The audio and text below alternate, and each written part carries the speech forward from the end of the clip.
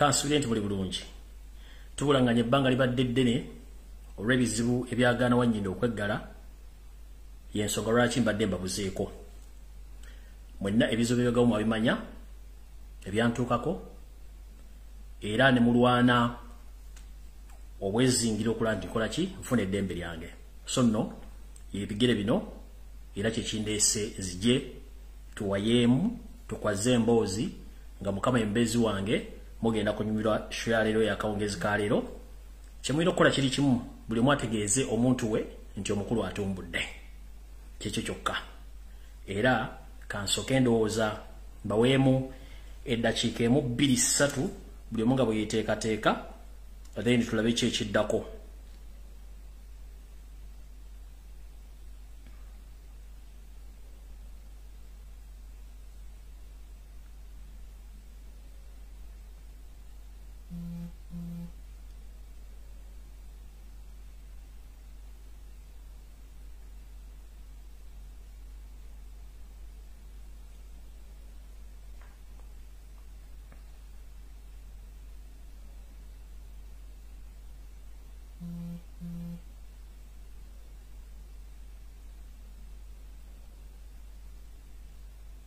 Embasa makala chika kamoko kukawra ensonga nti nina byenkyanonya ano ku simu yange lwakuba ndowooza beddo balambolozi gambuza njagala nessala y'omuntu gye yampadde wano naye ndowooza simanyi essala ya muwala ya mukyalo ono simanyi essala eri ludda bannange munansonyiwa naye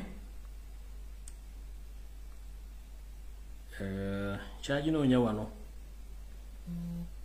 kubanja tutandike n'essaala tuyoke tugende maaso. Alright,essaala ngifunye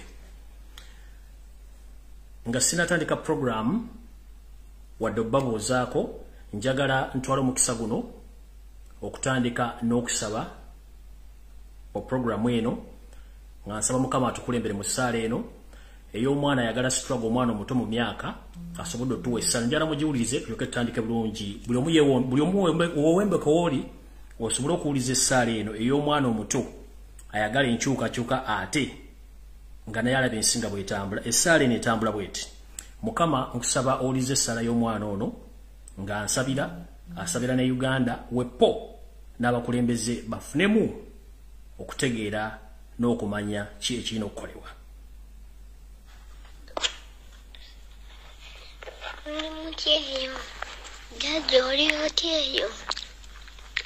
Muri mutyeyo Mukama akume naffe gye tuli eno tuli bulungi musirye mutya Mukama akumya tukyali balamu mu linnya lya Yesu. Mukama afaayo Mukama era naffe gye tuli eno Mukama atukumye nga tukyali balamu Mukama. Tisha waffe oli otya oli bulungi Mukama akuwe ekisa Mukama akume era akuseeko obukuumi bwe. Kale mbasabireko mu linnya lya Yesu Kristo Mukama ayi Mukama Katonda waffe nga tujja maaso go Mukama nga tukusaba obukuumi n'obugabirizi nga tisha waffe nga tumuteeka mu mikono gyo Mukama omukume Mukama omuwa ebigambo ebyokwogera Mukama osaanidde.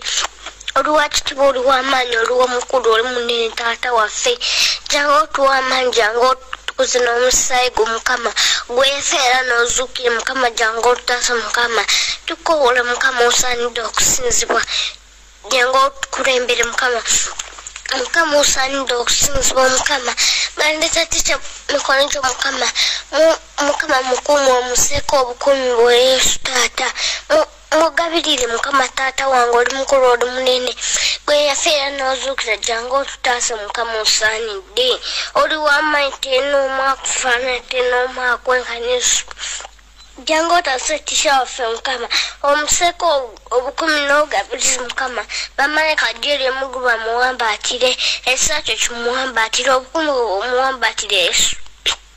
Osaanidde okusinzibwa osaanidde okutendeza Mukama gwe yafeera n'ozuukira Mukama muwa ekisa kyo Mukama muwa obukuumi bwo Mukama tomuganya ndwadde zonna kumutuukako Mukama Mukama omukuumye Mukama omuwa amaanyi osaanidde okusinzibwa osaanidde okutendezebwa Mukama taata oli mukulu mukama nga tubanyika musayi gwa Yesu yonna gyali mukama muwe ekisa mukama mukume mukama yonna gyagenda okolera mukama omukulembeze bulungi mukama osaanidde osaanidde okusinzibwa osaanidde okutendezebwa mukama gwe yafeera n'ozuukira osaanidde okusinzibwa mukama oli mukulu tenoomu akufaanana tenoomu akwenkana Yesu taata wange jangu otaasa otukuwe mukama nga titya waffe tumukwata mikono gyo mukama nga tumukuwa mukama gwe yamutonda mukama muwe ekisa mukama osaanidde okusinzibwa osaanidde okutendezebwa mukama taata wange jangu otuwa amaanyi bannayuganda bonna bukana tubanyika musayi gwa Yesu naye yennyini tubanyika musayi gwa Yesu gyali yenna famire yonna mukama tubanyika musayi gwa Yesu osaanidde okusinzibwa osaanidde okutendezebwa mukama oba weekisa mukama omuwa ekisa mukama mukume mukama omuwa obugabuzi taata wange oli mukulu oli munene tenoomu akufaanana tenoomu akwenkana osaanidde okusinzibwa osaanidde okutendezebwa mukama gwe yafeera n'ozuukira mukama jangu omuwa ekisa mukama mu linnya lya Yesu mukama nseko obukumbu omukama bamanye kajjeri omuntu bamuwambaatire ekisa kyo kimuwambaatire mukama osaanidde okusinzibwa munyika musayi gwa Yesu mukama ng'ayogerera eggwanga mukama omuwumuza mukama omuwa amaanyi mukama era omukuume mukama osaanidde okusinzibwa taata osaanidde okutendezebwa mukama jangu otutaasa mukama abantu bangi baagala mukama munditisha wawe mukama osaanidde nga bakaba mukama nga bajjoni mukama osaanidde kakati mukama tumunyika musayi gwa Yesu ate nga alina emirembe mukama osaanidde okusinzibwa osaanidde okutendezebwa mukama oli w'amaanyi oli w'ekitiibwa tenoomu afa. Amina. Essaala ya mwana muto munnayuganda ayagaliza eggwanga emirembe era ayagaliza tikyamwe emirembe ayagaliza munnayuganda abatuddeko wano mu maaso emirembe byonna tubisaba nga tuyita mu linnya mwana Yesu Kristo owange alalamula emirembe n'emirembe. Amina. Mbalamusiza nnyo bannayuganda mwenna buli mukyasinzira okuwulira mu kitundu kyonna ekyensi ng'oyagala enkyukakyuka oyagala emirembe mu Uganda nkulamusiza gyebaleko gy'otuusaako engalo nga bulijjo ntera kulamusa ku bannayuganda buli mukyasinzira okuwuliriza abawangalye mu ggwanga eri Amerika mu kitundu kyonna eky'Amerika gy'oli abali e Canada abali e Brazil n'ezijja ku lukalu lwa Bulaaya abawangalye mu lukalu lwa Bulaaya mwenna mbalamusizza mu ggwanga eri Abongereza ku lukalu lwa Africa ku lukalu lwa Asia ku lwa Middle East n'ewaka mu Uganda weponi mu East Africa mbalamusizza nnyo sijja kulanda ggange eyajja okusaba eryato ne bali mutwalako ngazze mu mboozi njagala kutangirawo mangu nnyo naye mu ntandikwa ey'olwaleero njagala kutandika bwe nti kitalo nnyo ddala mwenna baviiriddwako abantu bambwe mu njega yonna ezeegwa mu Uganda naye kyakusooka kya byonna njala sooka kugamba nti gusinze Ayi Ssaabasajja Kabaka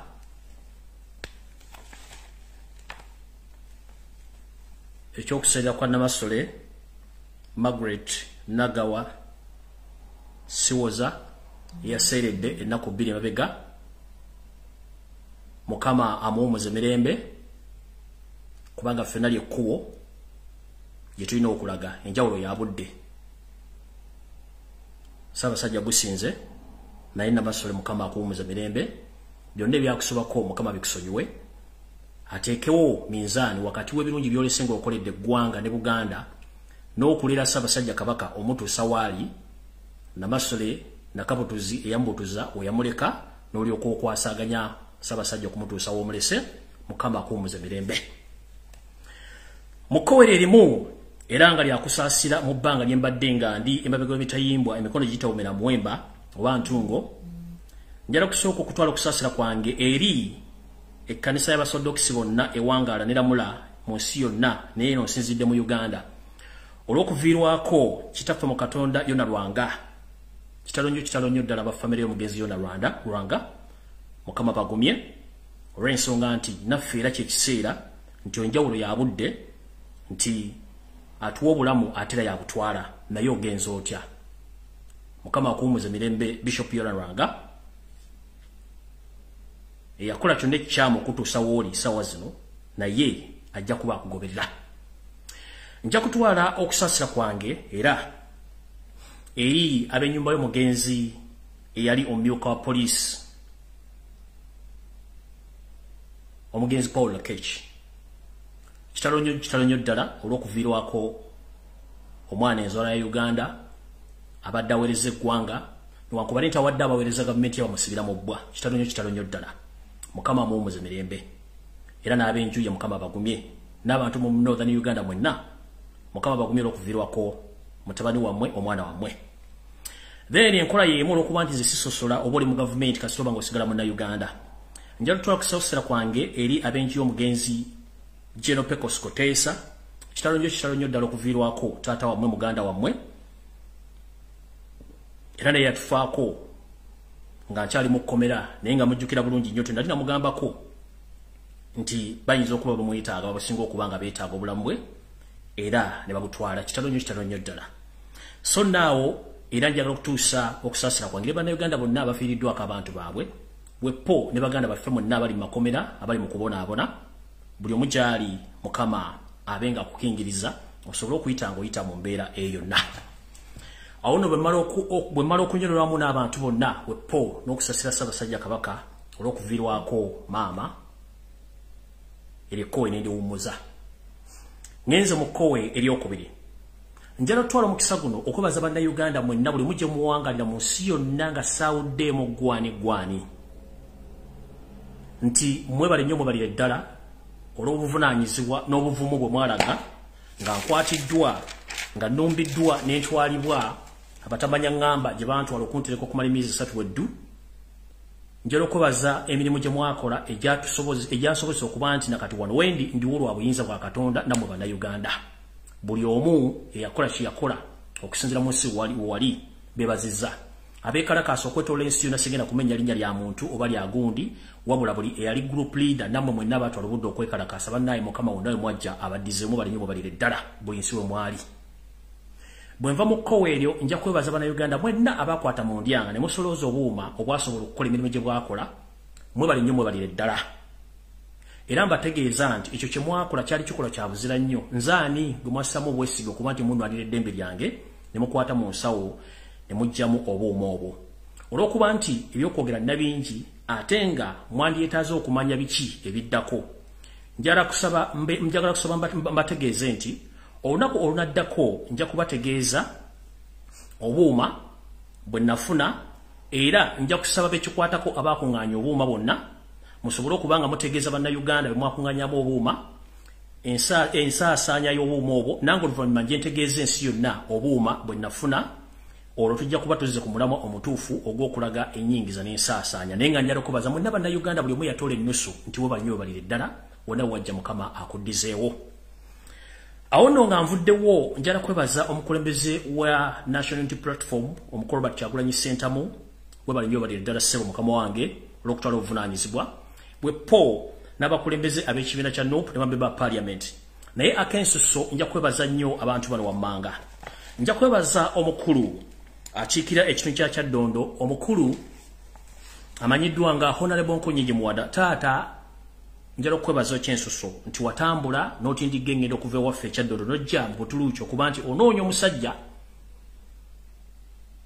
gwe sirowooza nti yali akukwatako nnyo olw'okuba nti olina omutima gwa Uganda n'otindigga olugendo wabala nnyo balire ddala.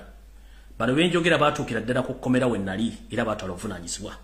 Honorable Nkunyingi tojjanga okwo waziika wamala. Njala okwebaza muganda waffe lawyer oba counsel Anthony Wameri. Watuuka ku ttaka newankubadde wafuna buzibuzibu n'otasobola kutuuka we nali olw'okuba nti wali mukosefu n'osobola okuddayo webale nnyo balire ddala ssebo. Era nkusaasira obulumi bw'oyitamu osobola obbusuuka. Njala okwebaza muganda wange Patrick Kaketo munago muyita Pato muganda wange tojjanga okwo okoze omulimu gw'amaanyi nnyo okuba nti obadde mu biseera byonna ate nga ebiseera byobaddeyo si byangu nnyo n'osobola okuba nga wayita mu njege eyo. Abantu abamu sigenda kwogera mannya gammwe olw'ebyokwerinda olw'okuba nti mulimu abantu abasalwa nga ne bw'oyogera erinnya lye tajja kusalwa. Naye nga abantu mwenna abakola omulimu gw'okutuuka ku ground mbeebaza nnyo. Amannya agamu nga sirikidde ensonga nti abantu abamu security yammwe si nnungi naye ffe abaasalawo era amannya asobola okugoogera. Njala okwebaza omukyala gwe bayita Shakira Amanyira Shakira nenze manyinga Shakira Azati. Tuwangale nano mugwangi ya Butuluchi mu kibuga Istanbul. Mukyalo no Shakira yalaga ovunanyizibwa mana Uganda bonna bakunganya mu kibuga Istanbul omutake. N'atindigga olugendo nayo okujja okundaba. Wankubati yafuna access kundaba naye nategeezebwa nti waliwo omukyala muna Uganda erereka kasa kukomera ne ku police zenjawulo. Mukyala Shakira Azati wona woli mwanyi nazo bali nyo balire ddala okutwala ovunanyizibwa. Na buli kimu kyonna kye wakola we bali nyo balire ddala. Abala sigenda kwogera manya gammwe ne mwetegedde olobyo kwerinda mwe bali nyo mulimu ogw'amanyi gwe mwakola olw'okuba nti mwanwaniza. Wano njagala kuzzaako okwebaza bannayuganda mwenna nga sisosodde mwe bali nyo mwe balire ddala. Si kyangu okuba nti mwayimirira mu kaseera akazibu bwe katyo naye mwe bali nyo mwe balire ddala. Nja kwebaza bannayuganda bannange mwenna mukola omulimu gw'okwogera ba bloggers mwenna mwe bali nyo mwe balire ddala abalwana. Sigenda kumenya manya naye mwe bali nyo mwe balire ddala abalwana. Mu kino mwakola omulimu gw'amaanyi nnyo weppole bannayuganda abeekalakaasa okwetoola ensi yonna nti omulanga gwammwe oba enduulu zammwe zaakola ky'amaanyi nnyo n'okusinga amateeka bwe gandikoze. Kubanga mwatabala buli mutimbagano gwonna ne mugenda ku embassy zonna bannange mwe bali nnyo. Sisobola kwebaza Ssekinnoomu okujjako bebaza Lufaaya mwenna mwe bali nnyo balire ddala. Mutemanyi kye bayita freedom of speech, freedom of expression tekitegeeza. Kitegeeza ebintu bingi nnyo nti n'omuntu eyandibadde tategeera kikyogamba akitegeera. So njala kwebaza bannayuganda mwenna abasobola okwekalakaasa. Ekyokubiri nga nasologera ku kiggula luggi ba bloggers bane bwe tukola omulimu gwe gumu. Buli muntu yalina obulumi obw'enjawulo okulaba nti Lumbuye afuna obwenkanya n'okumanyibwa wawaali. Kituufu nnyo. Era buli muntu yalina obulimu bwa njawulo mu sekita mwe yali. Era buli muntu yali akola ekisaanidde okulaba nti Lumbuye ono afuna obwenkanya era ava gy'ali asobola okukola ki? Asobola okuba nga ateebwa. Mu kyo twafuna miscommunication, mwafuna miscommunication ne mistrust ne misinformation. Ebintu bisatu byaleeta obuzibu. Ba bloggers baganda bange mwenna abavaayo ne mutandika okulima empindi ku bannayuganda abamu abaalaga obwetaavu mu kuba nti baali bannoonya bwe baali bantadde nti njagala obbasaba bannaaye bwe mubanga mugenda okutandika okulwana oba okuvuma omuntu yenna musookanga ne mwetegereza omuntu gwe musalako ebigambo. Njagala bagamba nti ebigambo bye mwayogera byali bingi nnyo olw'okuba nti twali mu bulumi ffenna nga mulumibwa n'ebigambo ebimu tebyali bituufu era abantu bwe mwakonjera. Njagala kubasaba nti bwe muba musobodde okudda mu bokisi omwe beetondere baali bantu batuufu n'omulimu baali bakola mutuufu. Lwakuba nti waliwo miscommunication ne mistrust mu nkola ey'okunoonya Lumbuye.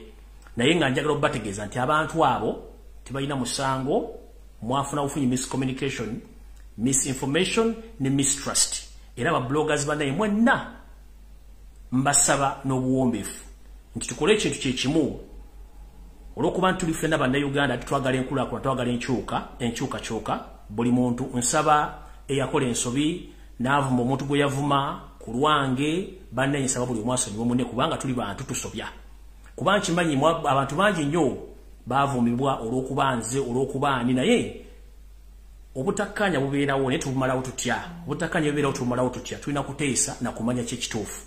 Tugamba nti obulimba bukeera nnyo naye amazima ge gasooka mu maaso bwe kitabo kiri. Obulimba bwali bungi mu kukwatibwa kwange wa bizibu byange naye ate amazima ne gavaayo ate gakyavaayo. Mu ekyo ngenda kusala mbagambe nti buli muntu yenna eyafuna information enkyamu ne mutandika ne mwevuma ne mukola muti abannaye nsaba mu nsonyi okubanga yali nze yaleeta obuzibu naye ng'ekintu kiri nti ba bloggers bannaye mwene bwe tukola omulimu gw'okwogerera eggwanga n'okwagala enkyukakyuka twetegereze nga tetunnagenda ku kintu kyonna kuwalampa muntu kumwogerako bigambo bikyamu kikolwa kikyamu nnyo. Eryo nno kwanga ndivuddemu nga nfundikira njagala kugamba bwe nti ebigambo bingi ebyayogerwa okwetoola ensi yonna mu gavumenti ya wakati mu bantu abakolera gavumenti ba bloggers abakolera gavumenti abaali bekwese nti bakolera enkyukakyuka kumbe nabo bambega bantu bangi nnyo n'abali gyali mikwano gyange abayogera ebigambo bingi. Ekyo si kyekizibu. Ekizibu kiriwo ekiti nze nno sina muntu gwe ngenda kulumba dde okuvuma wadde okunenya. Ndi munnayuganda ayagala enkyukakyuka ey'emirembe atagenda vuma muntu wadde okulumba omuntu n'omu. Oba wanjogerako ekibi kyonna Mukama akuwa omukisa. Oba wankonjera ekibi kyonna Mukama akuwa omukisa. Oba wayogera ekigambo ekitakwatagana ng'empale za Mukama Yoseri tabase mutano wa kalekyeze Mukama akuwa omukisa. Ekyo si kye kizibu kyange. ekizibu kyange kiri nti mwenna mulina ekirwadde ekyabayingiramu kye bayita Yoseri tabayisibwa mutabani wa Karekezi syndrome. Sisobola kunenya kubere buloga kubere munnamawulire kubere TV. I can't blame you. The only person whom I'm going to blame is Yoseri Tabayisirwa, the son of Karekezi. Is becoming infectious to all Ugandans, whereby he bribes each and every person so that they can forget about their nation. So sigenda baninya ngenda kunya Museveni kyekirwadde ekingide buli muna Uganda yenna omwerabiza okwagala ensi ye. Era temusubira nti bloga bwengenda okulumba, temusubira nti TV gengenda okuvuma, temusubira nti namawulire gengenda okuvuma, oba omuntu yenna eyajogera kibi no obuzibu sibwammwe. Ekizibu ekirwadde kye bayita Yoseri Tabasira mutani wa Karekezi kyekirwadde ekirumibwa na Uganda mwenna. Ekirwadde kijja genda nga tufunye gundi, tufunye jabu yakyo, tujikuba ekirwadde kiva mujja sigala tuli banda Uganda tugenda sigala omufekka. Naye kyekirwadde nga kikoze eki kigenze kati sina bwengenda kunenya okujjako bagamba nti mulowooze emirundi ebiri ensi Uganda etusinga ffenna. Nange kennyini ensi Uganda ensinga. Museveni ensi ekusinga, TV z'omu Uganda ensi ebasinga. Abaatusookawo singa bakolanga ebitukola singa ensi teriiwo. Kale n'olwekyo mwenna bannayuganda sina bwengenda kunenya eyakola ensobi eyasasulibwa ovume Lumbuye okole buli kimu ekikyamu. Mukama akokyo osinga okwagala nerowooza nnyo nga tonnava mu nsi yo.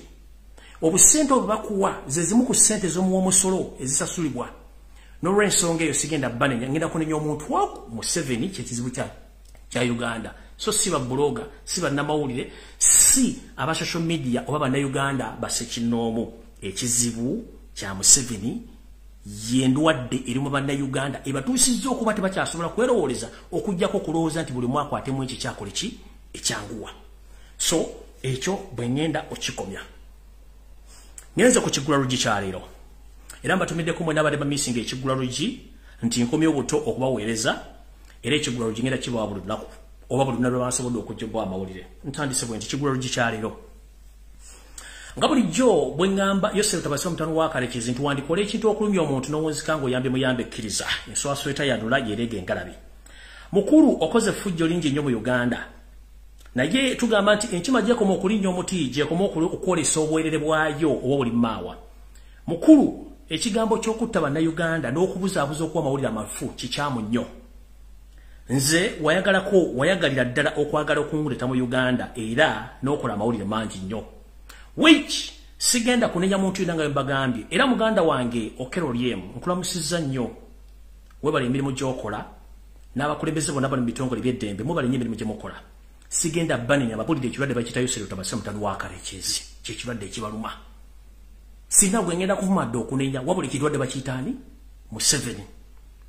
Mukulu okero lyemu bakozesa ensobi gye wakola ogimanyi n'abantu abalala. Naye nze ebigambo byenjogera bikukakatako era bikwata ne ku bazzukulu bo. Museveni kyekizibu kya Uganda era kyekiba ekizibu. Bw'olabanga sitaani yeesitukidde okukwata mu lugo kiba kitegeeza baatumye baweddeyo. Kati ngenda basa mwenna bannayuganda ensi tetwemazaamu kubanga abaatusookawo baagirimu naffe tugenda givaamu n'abala bajje. Nkiddamu abaatusookawo baagivaamu naye n'abagenda okudda bagenda givaamu. So saagala Museveni agenda okuvaawo enkya atwawukanye ffe bannayuganda kubanga tukyaliwo nnyo abaana baffe we bali. Mwe munaalowooza nti okulya obusente obusiddiiki kyekigenda okutwala kyekigenda okwongeza eggwanga mu maaso kikyamu. So Museveni njagala kugamba ekigambo kimu. Ensengeri gy'ogitwalamu okutta abantu gwe wandirowooza nti oli wa kitalo nnyo nga gwe olowooza naye twali tulabye abanene emirembe engalo. Mukulu abantu abali bategeera wafudde abasiru. Mukulu abantu be twatulowooza nti bategeera ate kati bategeera. Gwe kennyini weefudde nti otegeera ate naye nga totegeererako ddala. Nze njagala kugamba ekigambo kimu wantuusa gye natuuka naye ate olina kye wankolera ky'otamanyi. Nkiddamu wantuusa gye wantuusa naye olina kye wankolera ky'otamanyi. Njagala kugamba nti nze nga nze Lumbuye Chemical ali sikutya sina munnayuganda gwe ntya nga njogera amazima kuba kinkakatako mu constitution ya Uganda okwogera amazima.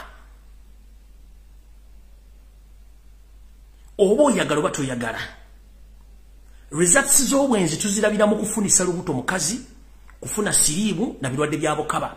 Gye mukolera ebintu byammwe ffe tetubaayo naye ate bidda mu public kitegeeza nti omukazi bw'agenda ne bamuwasa n'afuna obufumbo obutukuvu ekiva mu kikola omusawo gy'atabaluba lubuto agenda okuzaalisa omwana oyo abeera omusawo naye tabeera nga mukola ebintu ebyo naffe Museveni bw'oba okola ebintu by'okutulugunya abantu n'okubuzaabuza banaga tetubeerayo naye bidda ate bijja kufuluma nze okukwatibwa kwange kwalaga Uganda ne bannayuganda ebintu bye mbadde mbagambira ebbanga erino omusajja afugidde eggwanga ku bulimba mpaka nakati abatakyakkiriza nti obulimba weebuli mujja tegeera nti omusajja gwe muliko Yoseri tibahabulwa lutabayisirwa mutabani wa Kalekezi nsanga bisibe nsi yaleeta muzeyizedde bwe ngamba nsanga bisibe yasanga enseeteredde buli kimu nga weekiri n'abyonna n'abisiro n'abiddusa nsi yaleeta talinaako ntandiko wadde enkomerero wadde address oyo gwe bayita nsi yaleeta mukulu nsi yaleeta Yoseri tibahabulwa lutabayisirwa mutabani wa Kalekezi nsanga bisibe muzeyizedde weewumuzeeko okoze fujjo lingi ku bannayuganda but with the time we will pay heavily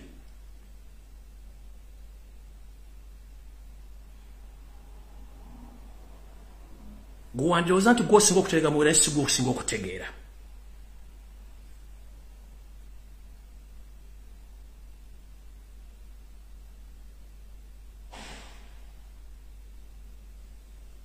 era ekigula lugi nkifundikidde nga nkutegeeza mukulu nsi yaleeta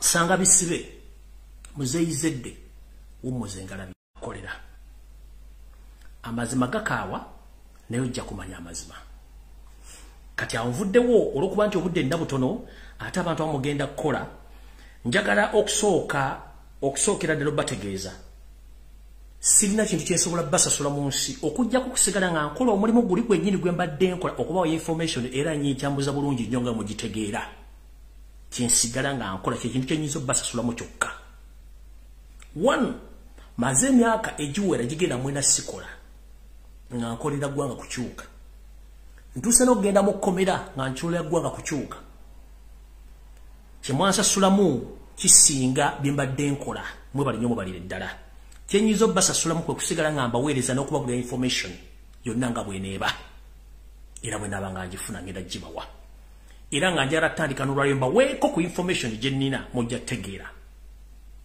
olw'ensonga eyo okwebaza kwange n'ekigula luggi bikomyano kati vidiyo entuufu etandise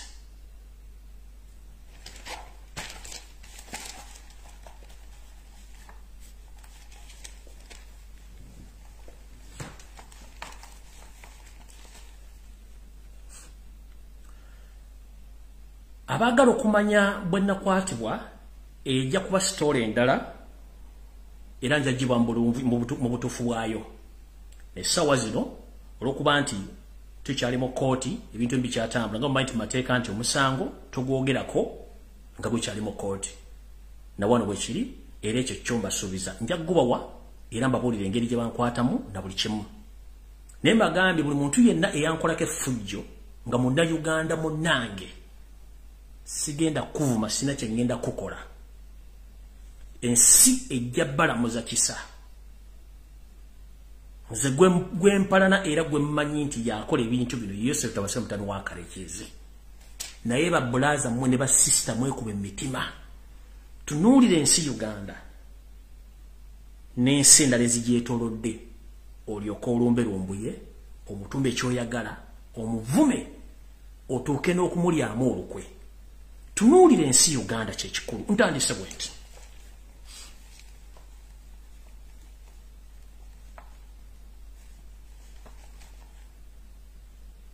mbadde nga mukomera ebiseera bisinga nga seralikira bulamu bwange naye nga neralikira nnyo abantu basatu wesiri nga neralikira nnyo Ssaabasajja Kabaka Ronald Muwenda Mutebi owookubiri Magulu Nnyondo olw'obulamu bwe olw'ensonga nti ensiga zimwetoolodde era ekyo kyambiranga ku mutwe neralikira omukulembeze w'eggwanga omulonde Robert Kyagulanyi Ssentamu obulamu bwe n'ensiga naye zimwetoolodde neralikira bannayuganda mwenna wamu nga saawuddemu olw'ensonga nti kino njagala nkibagambe mukiwulire Munsi yonna Uganda ekwata kya mukago kuba nti yesinga bambega munsi yonna abali ewaka n'emitala w'amayanja nga basasulwa sente z'omusolo. Wandirowooza nti ne neighbor wo akulya emitoto bwe binanamiro nti munna Uganda munno naye ng'ate embega awedde emirimu.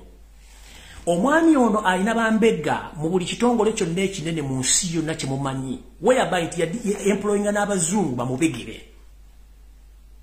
Recent waliwo omuntu gwe bakwata mu home office ya Bungereza ng'abadde embega wa Museveni. Era abantu abasinga obungi abamibwa obutuuze bwa Bungereza n'abatikibwa okuva e Bungereza yali nsonga ya mwami oyo embega wa Museveni gwe yali ataddeyo. Omwami ono alina bambega mu International Criminal Court. Omwami ono alina bambega mu UN nga n'omu ku bambega b'abakulu ye mukyala Winnie Lyanyima n'abantu abalala baliyo abakulu omuluza nti bakugunavu. Mu parliament ya Bungereza alina mu bambega abamukolera bye yasasula ebizimbe amini bye yaleka amaze okusasula. Mu ggwanga erya Amerika alina bambega abali ku street banna Uganda omuli abakazi n'abasajja ababega abatambuza kanyo kawulire era nga banna Uganda bafunye obuzibu. Mu mawanga ga Afrika tomala mu East Africa tomala mu Uganda kye kizibu nnyo ye namba musanvu mu kuba nti alina bambega abangi mu nsi yonna. Naye nga abantu bano tebabega on behalf of the benefits of Ugandans. These spies, they spy to protect Museveni in power, not something else. They are protecting him to stay in power, but not on the behalf of Ugandans. Ensendala zina bambega aleke byenjawulo abazibegera kulwa bannansi baazo ne Museveni bambega be babega kubeezaawo gavumenti ye na family ye. Nkibanyonyodde bulungi. Kyovola bane bumuwandika petition mu International Monetary Fund Museveni ayirayo bambega be abamukolera. Abasasula sente empitirivu mu dollars abalala yabawa birombe bya golodi abalala yabawa ebirombe by'amafuta buli kimu kyo kyayagala akikola. Okuba wakakatono nnyo nga sinagenda maaso. Omwami ono bwe twali mu kalulu ndoza mwalaba ebyava mu kalulu omusajja twamuwangula flat.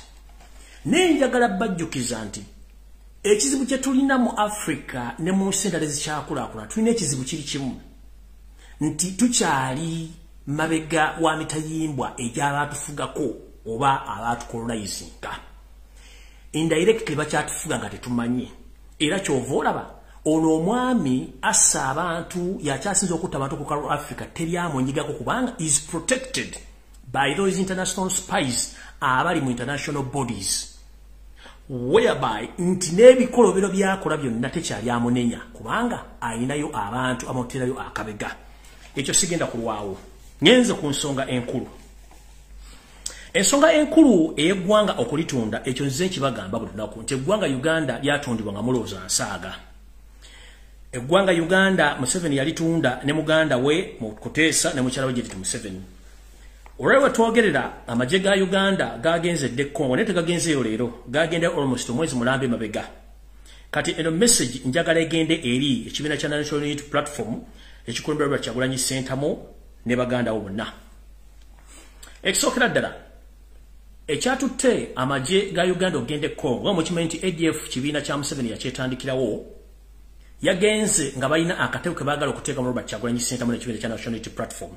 Museveni njagala oveewo wakane nti ADF si kibiina kyo nga ne yali akikulembera gw'omulina eruzira naye nga tatasiibayo ruzira kubanga omusasula omusaala buli mwezi ate ng'ekiro tabeerayo abeerayo misana.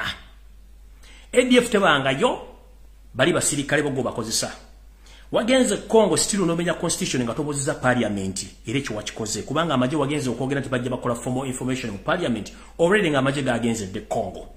Amagye ga SADC abantu bannansi ba Congo okubula bamala mu kitundu gye wagenze kimenya mateeka. Wakutte omudiri gw'ensimbi n'ogusasula ekitongole ekyensi yonna ekyamawulire kye bayita Al Jazeera. Okuva wiiki ewedde osindikayo abasajja bo abali ku international level okutandika okukampeiningira era Al Jazeera mu nsi yonna yezanya amawulire go. Muno wataddewo no assemblinga omukulu Andrew Mwenda mu Kodomiwo, no assemblinga Jim Muhwezi oneye mfanfeewo, no assemblinga n'abayaaye abazungu abali mu East Africa naddala mu Kenya okuba nti batandika okwogerera n'okufuula ennimi ku lukalu lwa Uganda nga boogera ku mitimbagano egy'amawulire ag'ensi yonna okusinda Al Jazeera. wetwogera Al Jazeera yezanya amawulire go mu kunsi yonna olw'okuba nti ssente mwazisasudde okuba nti muzabuzabu Uganda. Nkimanyi ne bomu ezaakuba zonna wali ntegeke nga iso ne ssemu ebakola omulimu guno, ekyo tukimanyi bulungi nnyo. So mukulu Robert Kyagulanyi Ssentamu uliza message eno. Omukulu ono yasindise amagye Congo, waliwo mission eyokuba nti baagala kukwatirayo abasirambi beetegekedde bennyini bakuba amasasi bakuba amasasi. Ng'abantu bano balina attires, balina ne ballet zino ez'okumutwe, balina ne membership za NUP eza card nga zisayinigiddwako gwe Kinyi Robert Kyagulanyi Ssentamu nti go azibawa.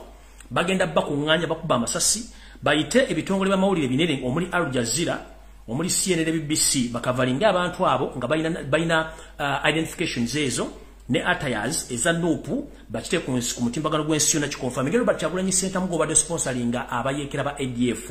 Era kino already bakiteeseteese kyatusa amagye ne Congo n'ebigendwa bye bibira kubanga jjukira parliament yayise ensimbi okola oluguudo e Congo terukolebwanga kubanga talina buvunaanyizibwa, talina ndagano gye basalinga ne Congo ogenda kukola enguudo ezo. So olw'ensonga eyo njagala bategeeza ekintu kino mukimanye. Abasajja bano balina olukolerezi ky'embaga. Museveni yafuga eggwanga erya Burundi, to remind you. Museveni yafuga eggwanga erya Rwanda, to remind you. Museveni yafuga South Sudan, to remind you. Museveni yafuga Congo, Museveni yafuga Central African Republic, ne wankubadde mulaba abakulembeze abafuga. Kati kino kanki bajjukize. Mujjukira omugenzi Laurent Desire Kabila, omusajja yali awangalire Makindye, Museveni n'amukwasa emmundu n'essimbi ez'omuwa omusolo. N'agenda n'alumba eggwanga lya Congo, ne bakuba omugenzi Seseko Mobutu Wazabanga, ne bamujja mu bukulembeze, Laurent Kabila n'atwala bukulembeze. Laurent Kabila ono yalina omwana omujja na nnyina gwe bayita Kabila Junior, ono yakavaako recently. Omwana oyo teyali mugeti, yali mutabani wa mugenzi Kabila. Yali mwana mujja na nnyina, ate ng'omwana oyo Munyarwanda pure. Okubategeeza kino, omwana oyo omu ku badde bakolera Museveni ensimbi empya n'enkadde mu ggwanga erya Congo. Si mwana wa Kabila, ate mwana Munyarwanda, era nga ne contract zino bakola mu Congo, omwana ono yabadde aziyisamu nakati weziri wetwogerera essaawa zino. Kino kigenda tambula kitya. Omwami ono osanga bisibe muzeyizedde ensi yaleeta, musajja mulimba bulungi nnyo ate yeekweka bulungi nnyo, tayagala mu exposinga. Ekintu ky'okuba nti batute ataza NUP baagala kikozesa okusibirako Robert Kyagulanyi Ssentamu kubanga bakimanyi nti Robert Ssentamu bw'aba kyaliwo tewali kigenda kukolebwa mu Uganda ku nsonga ze balina ez'okukyusa obukulembeze.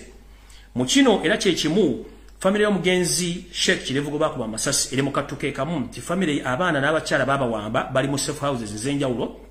Nekyo nasabye okumanya bali mu safe house ye Makindye mu military barracks bali mu batulugunya n'okubakkiriza okwogera nti Sheikh Kirevu era akolagana Robert Kyagulanyi Ssentamu. Era Robert Kyagulanyi Ssentamu yajjanga mu maka ga Sheikh Kirevu ne babaako emboozi bayisinganya n'ensimbi olw'okuba nti nga Museveni bamukyala agambe nti Sheikh Kirevu yalina enkolagana Robert Kyagulanyi Ssentamu era nga n'ensimbi ezimu ezaddukanyanga emirimu gya ADF Kyagulanyi yazireetanga. Naye omukyalo olwo n'abaana bakyakalambidde. So omuwani muwulira ebintu ng'ebyo temwewuunya nti biki ebibaddewo. Ebinaava e Congo mujja biwulira. Buli kintu kyonna ekyekwasibwako nti mulabye omuntu nga bamukutte oba bamuttise ng'alina kaadi ya NUP n'ebyambalo bya NUP temubuuza ani abirimu.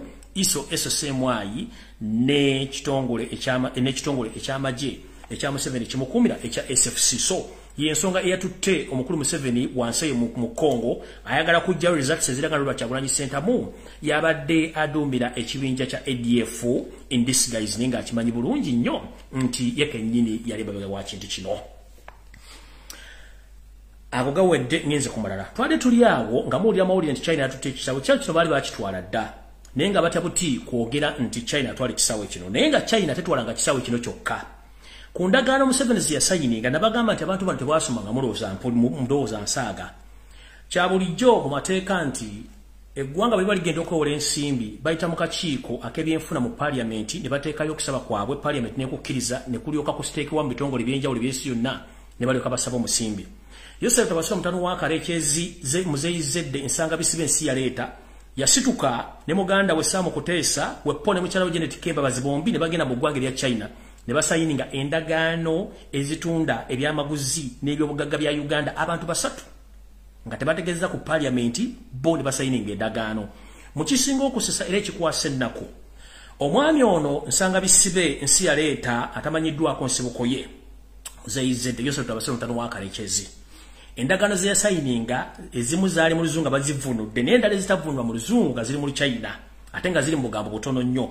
bagenda okumala okwekkanya endagaano zino ze baasayiniga nga n'ebintu balina okuwaayo biyitirivu nnyo ku ssente ze baabawola olw'okuba nti ssente bo lwazifuna ne bazikolamu ebyabwe endagaano ekomawo baluma bagenda okwetegereza endagaano givunula nga balina bingi nnyo ebyokuwaayo mu kisooka mwalimu ekisawo ky'entebe kyo kigenda mukkirize oba mugaane mukulu Makerere University nayo kwegenda okugendera mukkirize mugaane NAKACWA nayo eyinza okugendera kusinziira ku baana abasajja be baagala Kyambogo University nayo eyinza okugenderako Jinja Dam Power Station naye genda genderako Kaluma Power Station naye genda genderako Lake Victoria eno baali bagiwaayo dda era najje ne bagamba Lake Victoria okulemba ne bannayuganda badde bavubavumu n'amaato nga n'ebinnyanja bavuba bina address biraga mu kitegeere nti ennyanja eno yali yagenda dda nga bo bagiwaayo dda mu bintu ebyo birina okuba mu bintu ebirala bigenda okugenda kamba jjukize mu bintu ebirala ogenda okugenda bye bino wano wammanga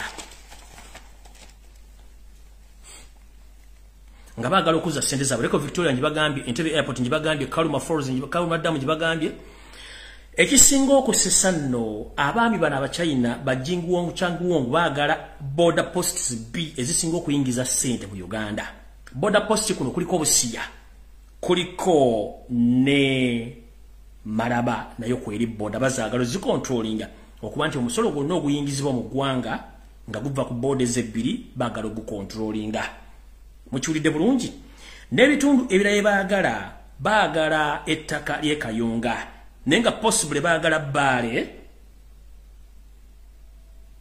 baagala ne Kalamojja okuba nti okumalayo ensimbi zaabwe mu ndagaano ezasooka baasayininga emyaka 5 ne bagenda okwetegereza ng'emyaka giri 17 emyaka 15 gye balina okuba nti bali kavalinga ssente zaabwe yensonga lwaki ebintu bino Museveni byamutabuseeko nga tasobola bitegereza sawa zino olw'ensonga nti yeekubya mizimu kati mwabagala okuprovinga information egyembawa nti n'ekiri Kalamojja kifumba mituko njagala balaga ebintu bino olwaleero bukyanga lubanga lwa mmindi Kalamojja ebyaddala yalumbibwa wala Bakalamojja bali mu kufa tebabalya ssente nti wali omukalamojja ali mirembe 1 babatwalira amagye tanka enyonyi babajjako mundu kyokka nga bukyanga Uganda ebeerawo Abakalamojja badenga babeera ne mundu zaabwe ne balunda ente zaabwe ennaku zino bassa Bakalamojja abayitirivu nga bayita ndi bayeekera abadde bategeka obuyeekera mu Kalamojja okubalaga nti bano bagenze ku ruutinga Kalamojja jene tebamuwa minisitule ya Kalamojja ogenda okunoonya ebirombe bya zaabu n'amayinja ag'omuwendo gwe tuyita mabo gali mu bitundu ki omulimu n'agukola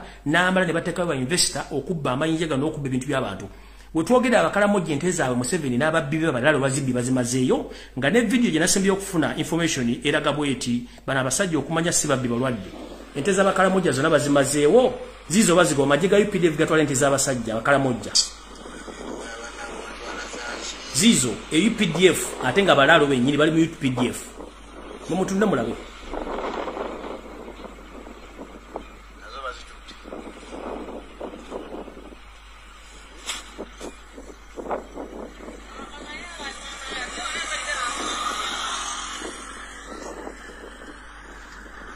mulinde mulabe ente z'abasajja bali mu kuzibba eyo gwe muyita nsi yaleeta nsanga bisibe buli kimu akitwala kati ali Kalamojja mu Buganda ettaka limulimye okutwala kati yagenze Kalamojja ente z'abasajja zizo zonna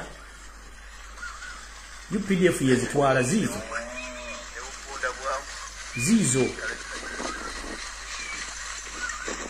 eyo SFC yetwala ente z'Abakalamojja gaago magendo za mugalaba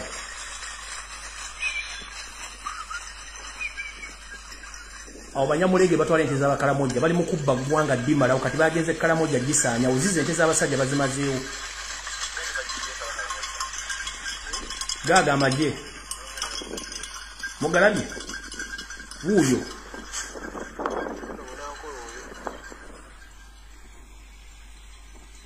ezente ziri awo kati Kalamojja waliyo kituyita mabo amayinja g'ebbeeyi era nga tasobola gakyamako nago gaagano bagasimba bagatwala bagateeka mu container ne gatambula ensi yonna ne bagenda bagatunda kyokka gavumenti erina kyemanyi gaago oyo mabo ali Kalamojja era kabaka ono ng'amwagala nnyo olw'obuweereza bwe omuntu obwanga bamwagala kubanga yali aweereza kyokka kabaka buli lwe yatambulanga n'omumbo wuuno nga banyumya omuvubuka agamba kabaka ti kabaka teweemulugunyanga maaso ga Katonda buli ekikutuukako kiba kituufu kubanga Katonda takola nsobi buli kyaleeta mu bulamu bwo kiba kituufu era kiyamba ggwe n'olwekyo buli mbeera yonna gyebalise Mukama oba masiga oba ssanyu sigala nga weebasa Katonda kabaka n'atunuulira omuvubuka ono nga bwe batambula ne banyuma ekyo kyamugamba buli mbeera yonna kabaka weebase Katonda.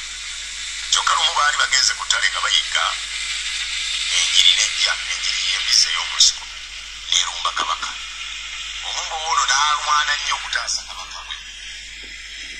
Era awo sijja kulwawo nnyo kuba wudde tulina butono mukitegedde ensonga lwaki UPDF ne SFC bagenda e Kalamojja kutwala golodi abazungu n'abawa ebirombe abayindi n'abawa okusima ebintu ebirala abakyala ne batwala mabo kati je n'ababbi banne aba SFC abanyarwanda batutte ente z'abantu zonna e Kalamojja bazimazeeyo. Baganda baffe ab'e Kalamojja bali mu kufa on the high rate. Batwalayo tanka for the first time ogenda okunoonya emundu okuzijja mbalunzi b'ente. Batwala tanka, batwala ennyonyi, batwala mamba. It was not going to help those people to rescue them. Just they went there to cleanse those people, to take their properties and their belongings. And I'm informing the international community and the international medias, please stop defending Yoseri Tibahabro the side of Karekezi Museveni. This man is a disaster in East and Central Africa, whereby he's good at camouflaging and lying. As we speak right now, so many Ugandans are rotting in safe houses or in torture chambers. So many people are killed and buried in mass graves. Right now, Europe and America, you are trying to protect Museveni, but if you don't wake up early in the morning and stop financing this gentleman, you continue to receive more refugees in your country. Not only in Uganda, but on African continent, whereby this gentleman is becoming a is becoming a warlord. He's the one controlling Burundi, he's the one controlling Rwanda, Congo Brazzaville, Southern Sudan. Now it's happening in Ethiopia, coming in Somalia. He wants to destabilize Kenya too. And he's in good terms with Tanzania. So, I'm encouraging the international community, please, with a humble request, stop financing Museveni. He's becoming a deadly weapon in East and Central Africa. As we speak right now, there are so many Ugandans and so many Africans who are fleeing their countries due to the economic crisis, and people are running for their lives. So whoever financing Museveni, and this message go to European unions, the British government, the United States of America, and the other countries, stop financing Museveni. Because the more you finance this criminal, the more he keeps on killing people, the more he keeps on destabilizing Africa in general. If you think that I'm lying, please come on ground. You will witness. And I'm encouraging and I'm asking politely, European Union, the UK government, and the United States of America, please stop funding Museveni. Because the more you fund Museveni, the more he destabilizes the East and Central Africa, the more people flee their country, and the more people they seek refugee or asylum to your countries. So, in the simple terms, you are reaping what you sow. Because the more you support Museveni, the more he implements his programs, and the people who are found in those areas, most especially in East and Central Africa, they run out from their country to seek for refugee in other countries, most in Europe and America. So please stop. Stop. We are tired. Right now, Europe, right now as we speak right now, Europe is in a crisis of refugees from Arab countries. Not because those people, they don't love where they come from. They love their countries, but you, with your double standards, you sell weapons to those mafias in those countries, and they destabilize those countries. And those people, they can't wait. They have to run away from their countries. The same happens to Uganda. Every day, every time you sell weapons of mass destruction to Museveni, and he destabilizes the country, the more Ugandans flee their country to go to other countries to seek refugee. So please, European Union, the British government, the United States of America, please, I humbly asking you, please stop defending, supporting Yoweri Museveni, because he's becoming a terrorist or a problem in Eastern Central Africa. And if you don't stop him, don't regret for the outcomes. Because from him, he doesn't care the outcomes. He's free to do each and everything because he knows he deployed so many spies in international bodies like in UN, IMF, International Criminal Court. This gentleman, I think, is among the people who have the biggest number of spies on international levels. That's why so many Ugandans abroad, they are dying of poison. Because he had deployed a lot of those people. He spends more money in destabilizing East Africa. Right now, I'm talking about East Africa, but soon or later, if don't stop this gentleman, Africa is going to be messed up by this dictator, the bloodsucker. That is my message.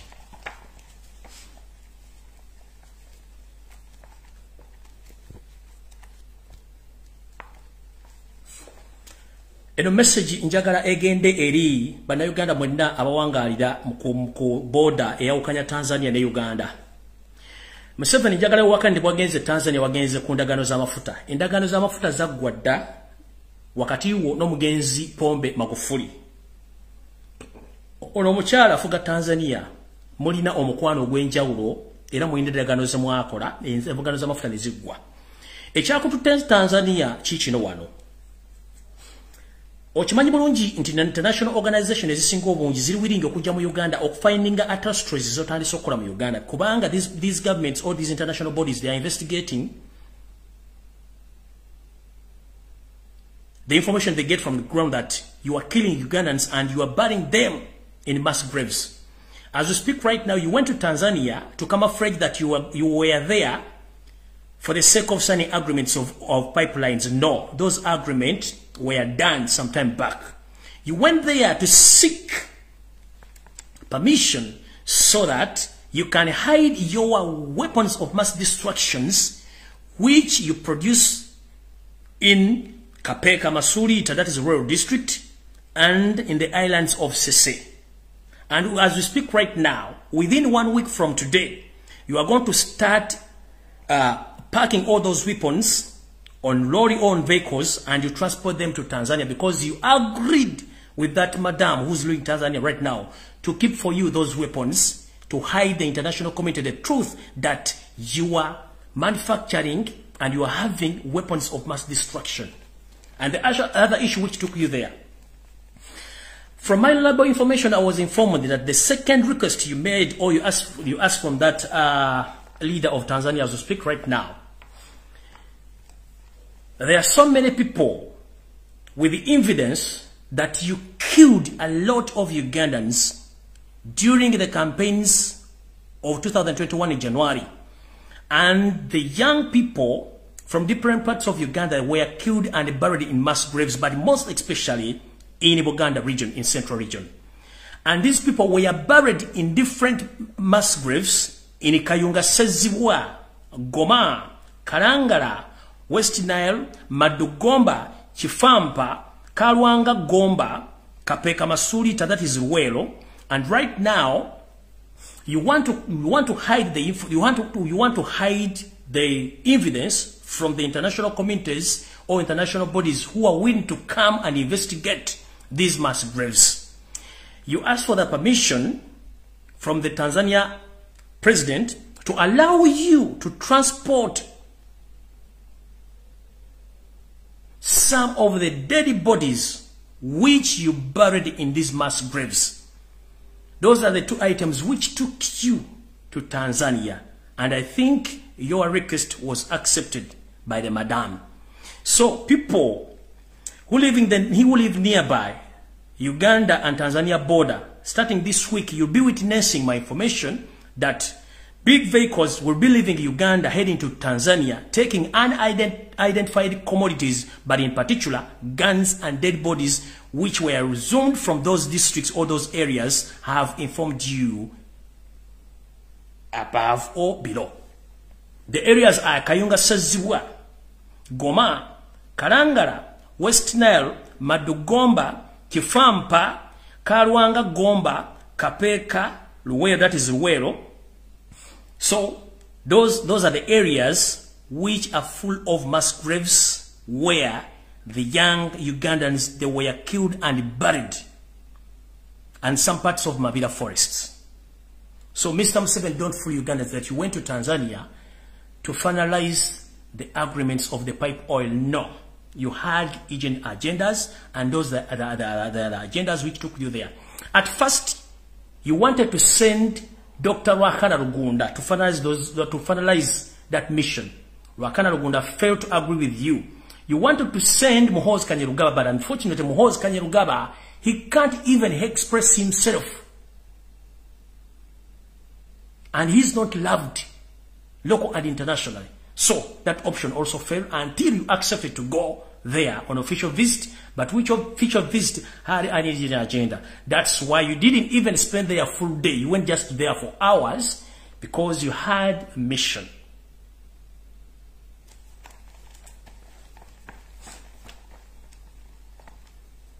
Security alerts.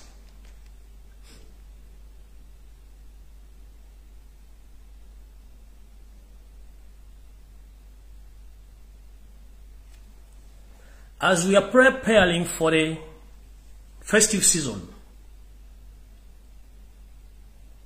please, Ugandans, be very careful.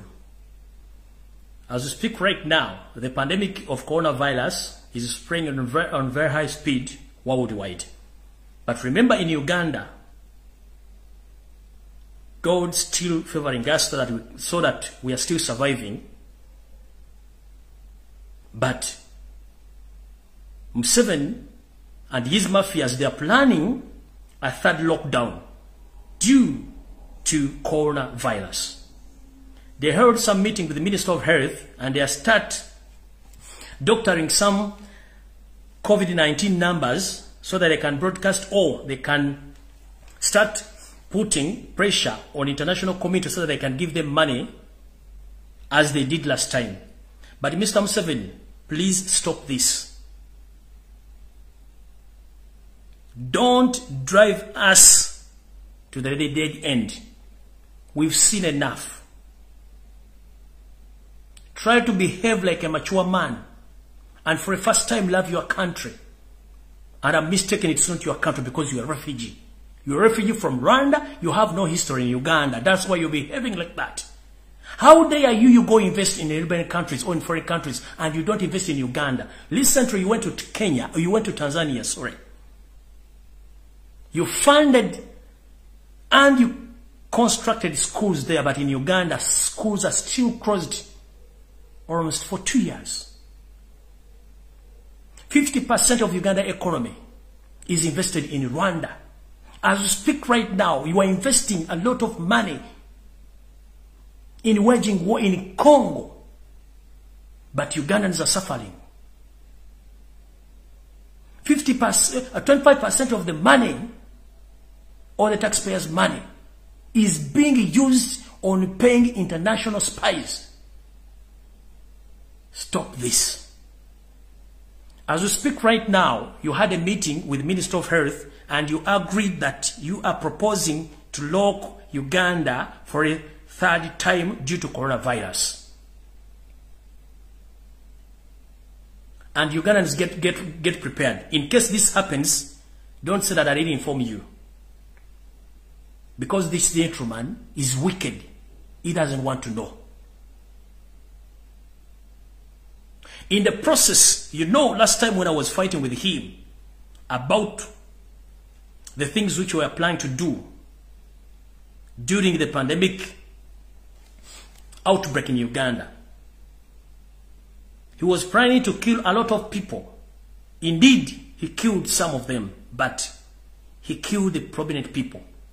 And right now as I speak, he's planning to kill some prominent people in Uganda. You know, there are so many Ugandans who don't understand Museveni's tactics. Museveni is not a friend to anyone. He's a friend to his family. The rest, you are just helping him to finalize his mission.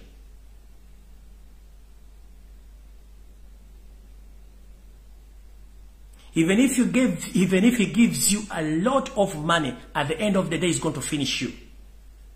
As we speak right now, Mr. Peter Elrelu, you were given orders 5 years back by Yoseri Tibahabulota by Sirwa and Sangabisibe Muzeyizedde. You went to Renzulu Kingdom. You massacred the Renzulu people on orders of Yoseri Tabasirwa, the son of Karekezi. Many people lost their lives because you were ordered to do so.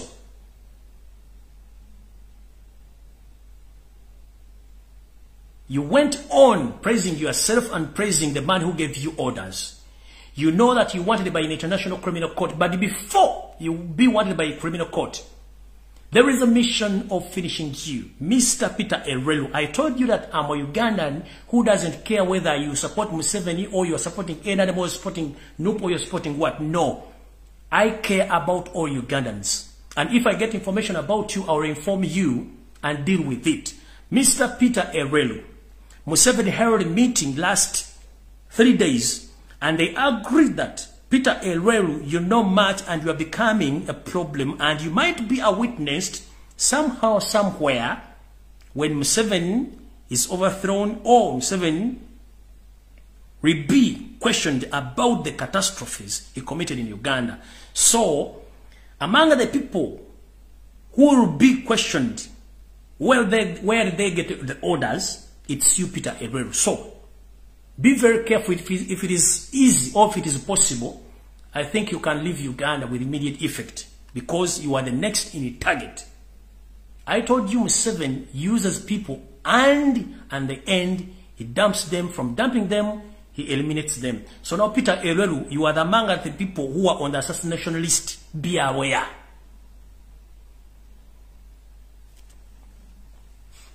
Sam Engola, Mike Mukula, you are among the people who are listed who are going to be assassinated soon or later. Be aware.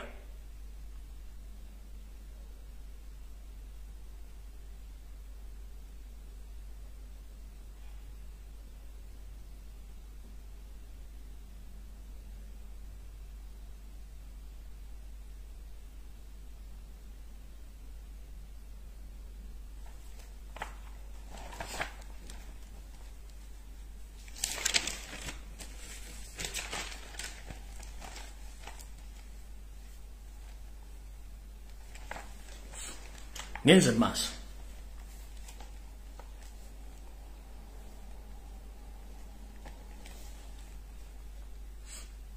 Mwenanga mukimanyi nti omwami ono Yoseri Tabasira mutano wa Karekezi yekennyini ebintu byakola tebikiriziganya amateeka ga Uganda.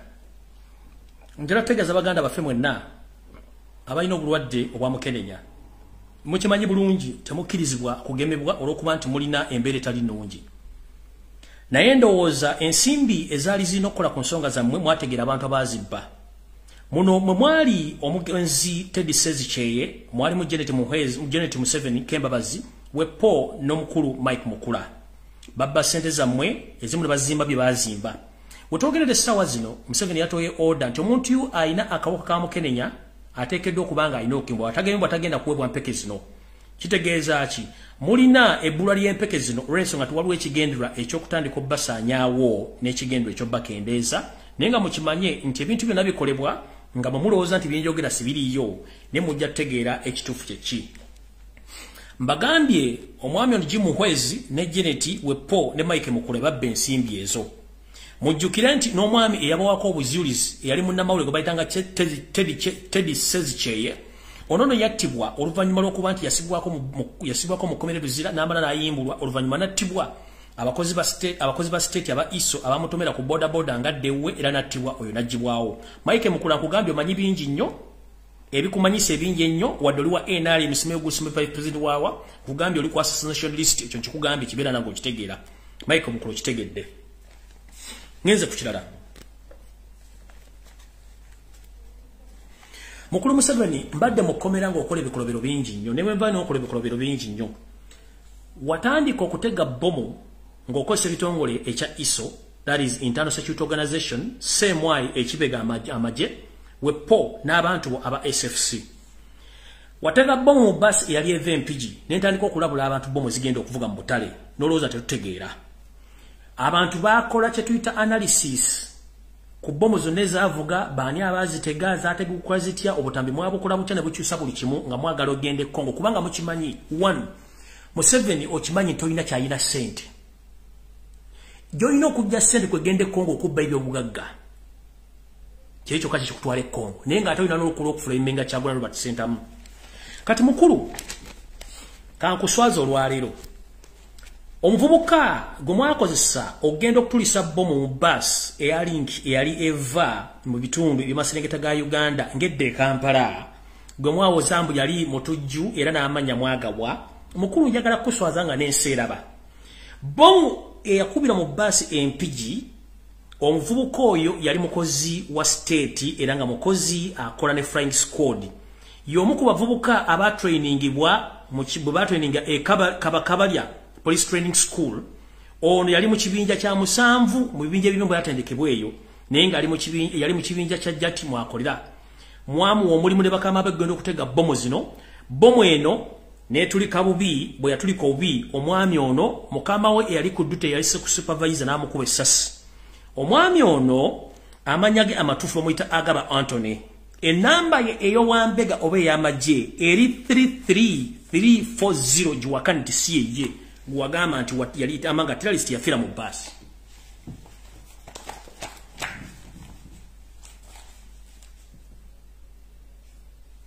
Omwami eyabalukira mu bomu eyabalukira mu basi ya link empigi. Omwami amanyage ya Agaba Anthony.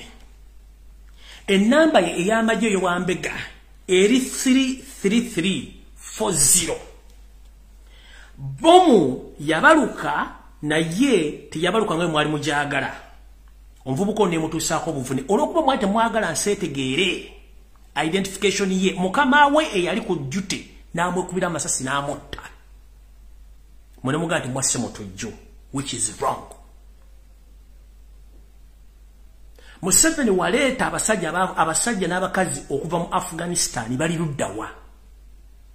Teri amanyi bali. Era mwajjawo olukusa oluyingiza abantu mu nsi Uganda abatamanyiddwa kuvuna buddo ne mubayingiza. Njala tegeza bana Uganda. Bomu zonna ezikubye Kampala tekuliko mutujju n'omu akubye Uganda. Kanterere namu. 1 ebibiina by'abatujju byonna mu nsi yonna birabera website. Njagala mugende mukebere ku website y'ebibiina by'abatujju byonna oba kuliko message egamba nti bawoniga Uganda bagenda jirumba. Mbagande Museveni ayina bambega mu buli kitongole n'ebitongole eby'amawulire ayina bambega. Alina website esobola okufulumya amawulire ku yenga ye ne bagatika ne muza nti matuufu. Eyo alati yafulumira mu Bungereza labudde Uganda. Bambega ba Museveni bawandika articles bazisindika mawulire. Kyobula nti BBC tetera kufulumya mawulire ga Uganda kubanga bakimanyi Museveni bamukolera. Teri website eraga nti Uganda ino lutalo n'abatujju tekiriyo bantu babeya bategeka. Teri mutujju ku ddala lya nsi yonna amanyikiddwa asobola kujja kukuba mu open space. The primary targets of the terrorists worldwide are the crowded places. Mkiddamu teri mutujju mu nsi yonna ajja kuba kibangirizi kubanga ye abazze n'ekigendwa kulumya ggwanga na kulumya bantu kutwala message eri omuntu oyo. Njagala Museveni oveyo swaze ggwanga before nga tonategula bibombi bya kisiru website kyozi kube ku mezo zoba na mawulire bo olage nti Uganda bali bagitaddeko obutujju nti bagirumbye bagenda jirumba. Kebere Al-Shabaab tetwatirina kye twagaza kubanga Al-Shabaab is part of your job. ADF is part of you. This is to remind Ugandans, since Museveni came in Uganda in 1950s, he started camouflaging and killing those people whom you think that they will become obstacles in his wish or in his dreams. There are so many Ugandans who lost their lives during the 50s, the 60s, the 70s, and the 80s. Okumanya kasajja kano kachamu. Kasa sulama ulide banama ulide nemikutu jonna mu nsi yonna ne gisiga omugenzi Idi Amin Dada in zero to the extent ne kamuteekako n'ogw'okulya abantu.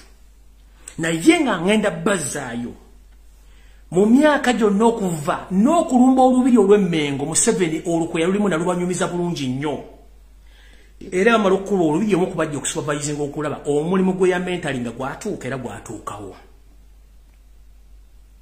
Museveni yomu n'agenda ng'ajjawo bantu bonna byali asuubira nti bagezi n'abajjawo. Museveni yomu n'atuuka okuba nti ye yali mu lukwe era lwajjawo Obote bonna balutwa. Kati mukulu Okelo Oryem wanjogerako ebigambo bingi nnyo, but this is to remind you. Abamu ku baali mu lukwe olwakunkumula kitaawo omukolo mu kibiina okumutuusa okufa yali Yoseri mutano wa kale Kizigwo serving essaawa zino. This is to remind you. Kyenvudde nkugamba sigenda kuvuma kubanga tomanyi. Robert Kyagulanyi Ssentamu yatugamba nti atamanyi titamanyi abeera muyizi mu muyigirize. Okeriremu batomanyi. Nkimanyi bulungi nnyo nti kitaawo yakulekera history nti Tito Okelo Lutwa yali amanyi Museveni ebitundu 99 ku buli 10 tisimu na Uganda.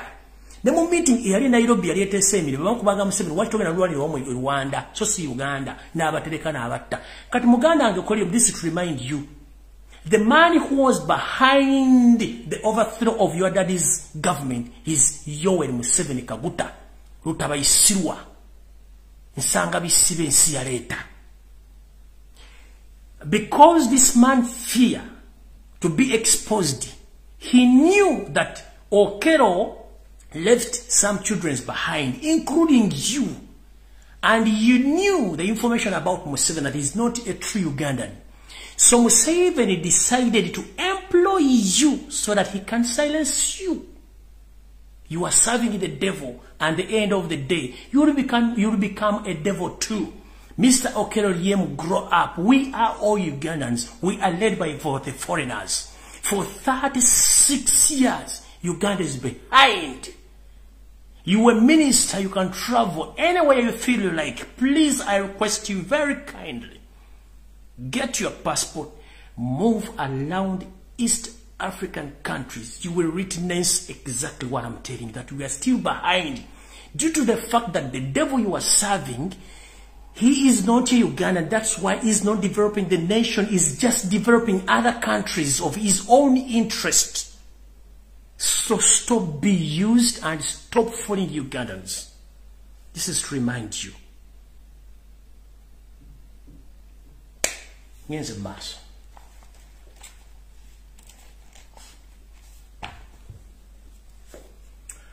Bomu bomalo zikuba nga kyoyagala pressure kuyitiriddeko. Mbazayo ko emabega mu 1970 Museveni ne banne batandika ekibiina kye bayita Flonasa. Ekibiina kino kyajjanga kirwanyisa omugenzi Idi Amin nga bakola ebintu bino wammanga. Bajjanga ne batta abantu ba prominent figures, bannabyabufuzi, bannaddiini, okubba banka, n'okudestabilizing eggwanga, n'okubuza ebyetaagisibwa okwonoona gavumenti ya Amin. Bakikola bulungi nnyo nga batega ne bomu ze bakola olwaleero.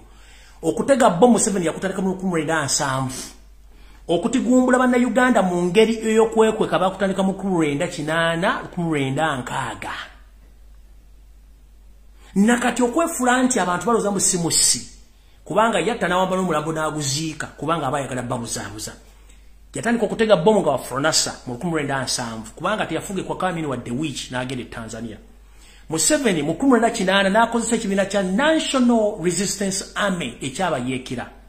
Ne batandika okutega bomu n'okudestabilizinga gavumenti ezaaliko n'okutta bannayuganda mu bitundu bya Luweero nakati bakyatta. Era nga bateganga bomu n'okubba banka nakati bakyakikola. mu 1900 oba 2000 Museveni y'omu akozesa ebibiina bino wammanga kubanga yamanya bw'ataba na bibiina bino tagenda kukola ne yeeterawo ISO ekitali mu mateeka SEMA tekiri mu mateeka ne SFC tekiri mu mateeka bino ebibiina bino ebisatu bye by'abatujju. These three organizations, they are not anywhere in the constitution, but they feed on the taxpayers' money, and their duties is to stabilize Uganda so that Museveni can stay in power for long. And they are the responsible for the bombing of Uganda, or the bombing of the capital city. Not Al-Shabaab, not ADF. Remember, ADF also is owned by Museveni, and it's a registered entry in his mustard seed book of camouflaging. Is the one behind Connie Joseph, who terrorized the northern Uganda almost for 25 years. He's behind the late Alice Lakwena, who is not known, even his siblings or his family. They're nowhere to be seen. So don't joke with this gentleman. He's good at camouflaging. So all those bombs which exploded in Kampala and the other suburbs of Kampala, don't be fooled and don't be like Museveni is behind of those bombs through using his own manufacturing entities, that is the International Security Organization, ISO, SEMY, and SFC. There is nowhere in the world a terrorist can move with identification. There is no anywhere in the world a terrorist can come and explode the bomb in the open space. Nowhere. Uganda, as a country, and in particular in Kampala, the capital city, is among the crowded cities in Eastern Central Africa. How dare you say that the terrorists went to the open spaces at the Kampala police station and the Parliament Avenue? How dare you lie to people? Tulina tax park, tulina malls, tulina ebisabo by'omupiira, tulina buli kimu n'ogamba omusajja yagenze n'akuba ku CPS nga n'abe kugamba. People stop being fooled. Kati okulaga nti bano abasajja bafu. Mbabuulidde omusajja agent eyafiira mu boom amanya ge ye agaba Anthony, force number eri 33340. Eye ntandikwa ya bomu. Kati mumango no agent yatukira mu bus. Bamutta supervisor yamutta ate kati bano. Nyenze maaso.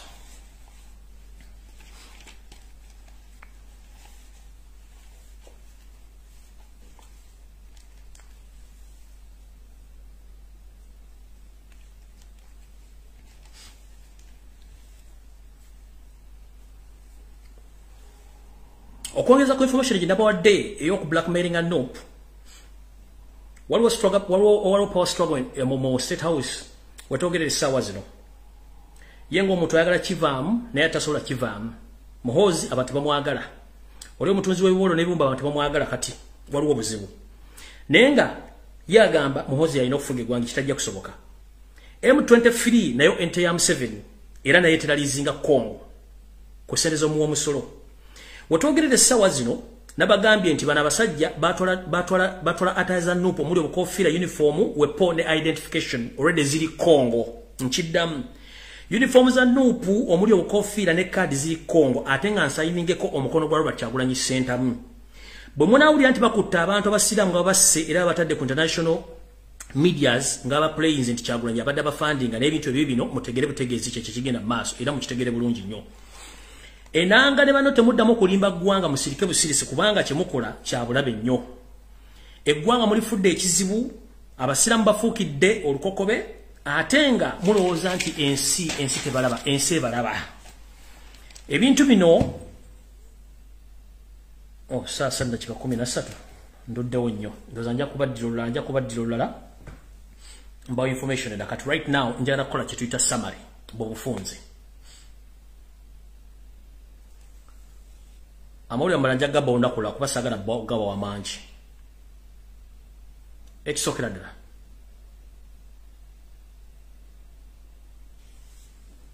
Njala kusaba n'obuwombeefu bannayuganda mwenna gye muli mu diaspora. Mulowooze nnyo ku nsi yammwe okulowooza ensimbi. Ensimbi tezirina kye zigenda tuyamba. Mulowooze nnyo ku baana bammwe bagenda okuddawo. Mulowooze nnyo nga tonnalya mu munno olukwe, lowooza nnyo. Singa ensi ezikulaakulanye gy'oli zaali zikola ebikolwa byemukola, zandibadde bwe ziri. Ekyo ekisooka. Ekyokubiri, mulowooze nnyo ku bantu abatufuga nti si bannayuganda. Otuuka otya okunoonya n'okola olukunoonya lumbuye bamutte naye ng'omusajja akuwadde order si munnayuganda.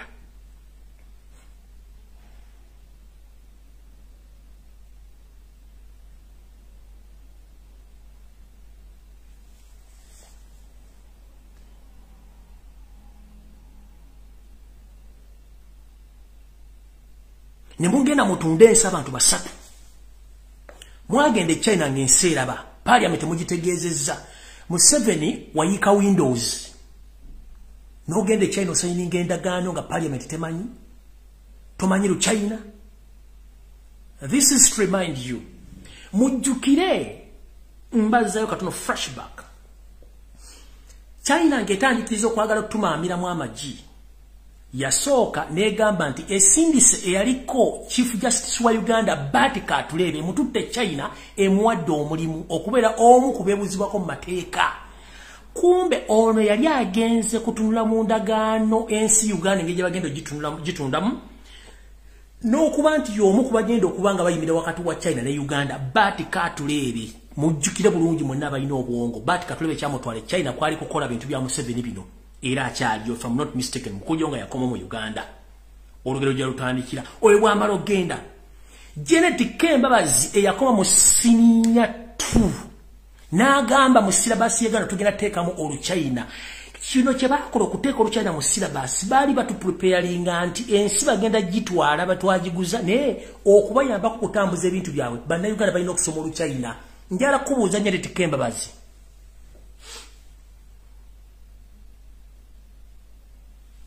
Nsi ki gye walola byeko ng'esomesa olulimi olugwira mu national syllabus y'ensi eyo nga temwalina kigendwa nti ensi mwagiwaayo? You knew exactly what you were doing. At first you sent the former Chief Justice Batika Tulebe to China to finalize all the agreements between Uganda and China to sell off our properties. Nobody knew about that. That gentleman who was employed by the China government on behalf of Yoseri Museveni as a blocker to sell that our nation. From there and then, your wife, Entekateka Mbabazi, she came out publicly, she told the Uganda National Education Examination Board that the Chinese language must be put in the syllabus, or must be taught in all levels in Uganda education system. Why?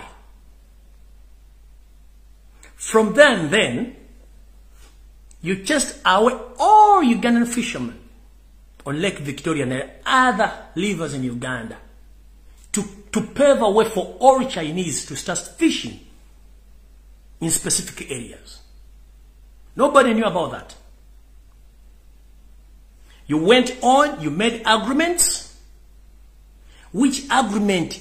3 of you, Museveni, nothing he knows about the Chinese language. Sam Kutesa, the chief mafia, he knows nothing about the Chinese language. Entekateka Museveni, the senior to drop out, you know nothing about Chinese language and about all those agreements. You didn't know what was hidden in those agreements. Right now, you are leaping what you saw because you didn't read the agreement properly. Oh, carefully. Right now, the Chinese government or Chinese companies, they are still demanding more of our properties, including the border posts of Marabandibusia, because they need to collect more money so that they can get their money, which they lend to you.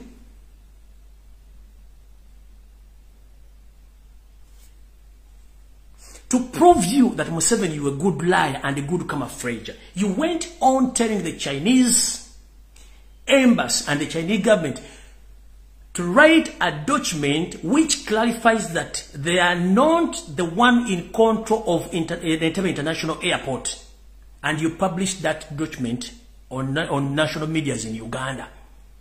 It was a big lie. Entebbe airport was sold off or was taken by the Chinese in the disguise of pretend that we don't know. We know. Kayunga soon is going.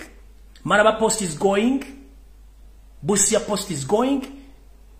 And the other parts or other financial sectors are still going to be handed to Chinese government. That's the reason. That's the reason as why your wife told the Minister of Education that all Ugandans must study the Chinese language, because he knew that as time goes on, the Chinese, they will take over the country. But if we can ask,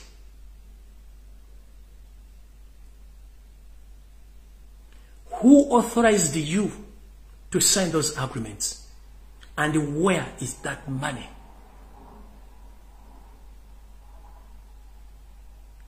Njala kubuuza Matayo Kasaija oba Matia Kashaija ajja mu parliament onali kusindika ebinnyo. Mbu economy ya Uganda eri stable nga bw'ojja oyogera. Nga ne ssente zisasula abakozi ba gavumenti eziriiwo. Njagala ombuulire lunaku ki parliament lwe yateesa n'authorizing ogenda okujja ssente China lunaku ki? In the courts of justice, twalonda Robert Kyagulanyi Ssentamu ng'omukulembeze w'eggwanga, results ezaava mu lutuzirina. Mwe abasayininga endagaano ezo mwazisayininga mu bukyamu kubanga temuli bakulembeze balonde. So endagaano ezo mwazisayininga mu bukyamu, ssente mujja zisasulanga mwe kennyini. Era mwe Abachina, this is to inform the Chinese government, please. You made a mistake to lend Museveni money as an individual because we had election at the beginning of this year. We Ugandans elected Robert Kyagulanyi Ssentamu as our next president. So whatever agreement you agreed between you and Museveni is narrow and void. We have all the results of the previous election that Robert Kyagulanyi Ssentamu is the president of Uganda.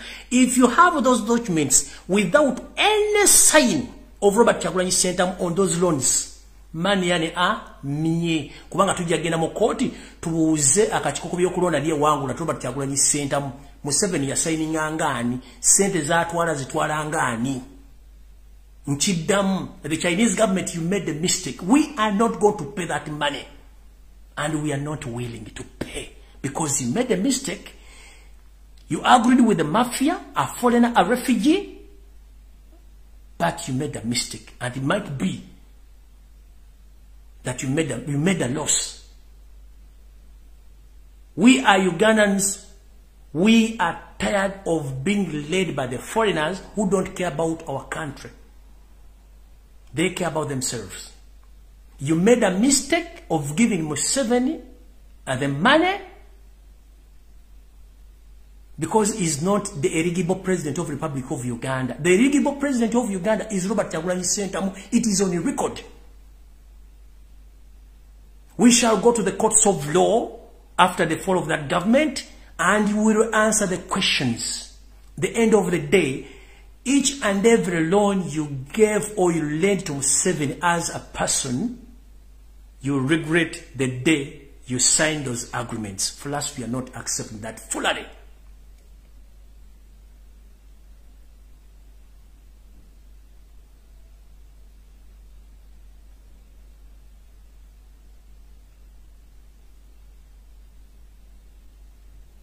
Tetugenda kukkiriza nonsense.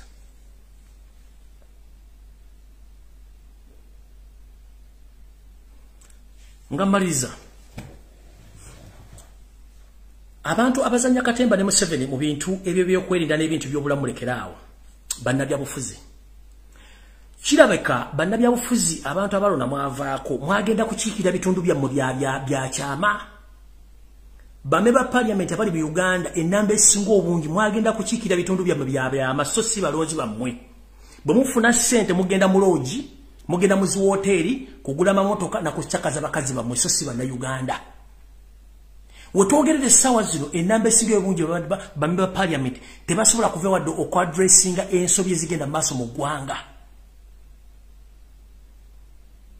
Njagala muve mu wakanente mwagenda kuchikira bitundu bya mu byachama.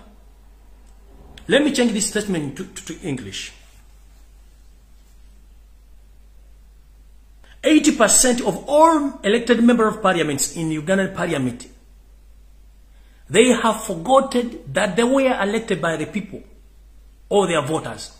They went there to represent their private parts, and they are enjoying the taxpayers' money. There are so many lot of catastrophes which are taking place in Uganda, but nobody is talking because they were paid to keep quiet. You went there to represent your private parts, and you are enjoying right now. There are so many Ugandans who are rotting in jail. The judicial system is corrupt. Police is corrupt. Everyone is corrupt. To the extent that Museveni, he had reached to the extent of corrupting even the families of those whom he had killed. As we speak right now, the late Sheikh Chirevu, his entire family is suffering in torture chambers. And the man is busy placing the family to accept that Sheikh Chirevu was a rebel leader and is affiliated to NUP. His young daughters, they were all left in those torture chambers, and I was informed.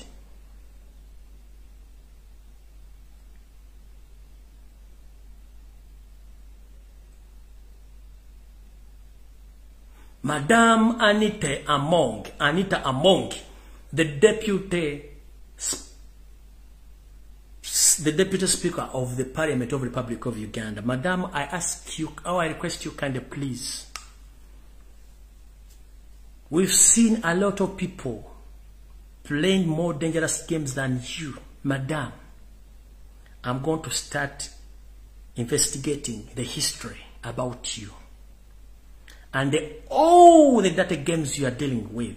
I know you are among the side dishes of Yoseri of caricatures.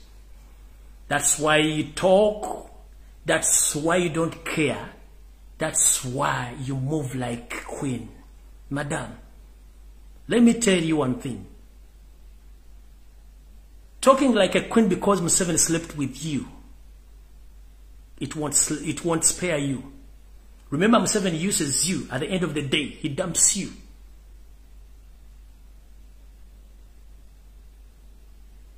As we speak right now, you are a game changer, I know. You are doing a lot of atrocities. You are financing a lot of dangerous games in Kampala, in Uganda. Recently witnessed during the campaign times, you were given a lot of money, in billions, and you displayed that money in another part of Uganda, in your constituency. Right now, you are the one who meets all those people who are going to play data games in Uganda. Because at one time, or you're still sleeping with Museveni, I don't know, but the information which I have, that you are among the side dishes of Museveni. You are using your private parts to terrorize Ugandans because Museveni knows you, that you are so sweet. Nyabo, we've seen a lot. We've seen a lot, and we suffered a lot. How many knickers do you put on when you're coming to the parliament? How many dresses you put on when you're coming? You put on when you're coming to the parliament? Just one. Be very careful.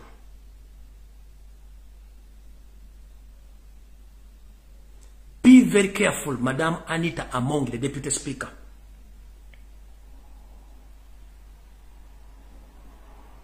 We know that a big number of all MPs, they went there to enjoy, to satisfy their private parts, not to represent Ugandans who voted them. But this is the last warning. Ugandans are watching. And this message is dedicated to all NUP MPs who were bribed to keep quiet. Voters are watching.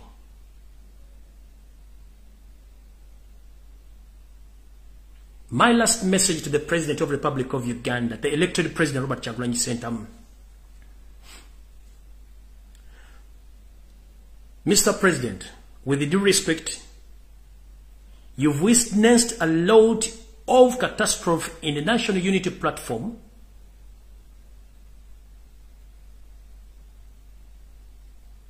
Home and away.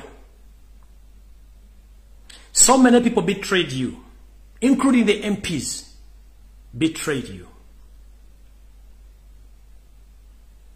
I beg you kindly that please, with immediate effect, you need to act according to what I'm witnessing. You need to make a reshuffle to the leadership of the National Unity Platform, from the top up to the bottom. You need to make a reshuffle from the diaspora leadership. And before you make that reshuffle, please intervene in all wrangles, or in misagreement amongst the leaders in diaspora. It destroys our party. And in particular, you should inform those leaders in diaspora that they are leading people, not animals. If the people whom they lead, they accept that they don't want you, please sit down. We must be examples. Leaders are examples to the people whom they lead. But if a leader behaves awkward, what do you represent? So, Mr. Robert Kyagulanyi Ssentamu, I beg you kindly, please reshuffle the leadership of National Unity Platform from the party up to the diaspora. Otherwise, we have a lot, and we've seen a lot. Museveni, he had spent billions of money to destroy National Unity Platform, but we are still exist. But if you don't act with immediate effect, don't regret. And you witnessed a lot of political parties, the way how they've scrambled them. So we don't want to be there witnessing the scramble of National Unity Platform. You need to act with immediate effect. And you too, you must listen to the request, or to the cry of your supporters worldwide. Leaders, they ever listen to the people they lead. And you should allow people to approach you or to reach you, because they have a lot of information. The moment you hide yourself from those people, that means you will not get information from the people whom you lead. Please, Mr. President Robert Kyagulanyi Ssentamu, you need to reshuffle NUP. You need to reshuffle NUP, and you need to reshuffle the diaspora leadership with immediate effect, because the thing is rotting, and it's still rotting.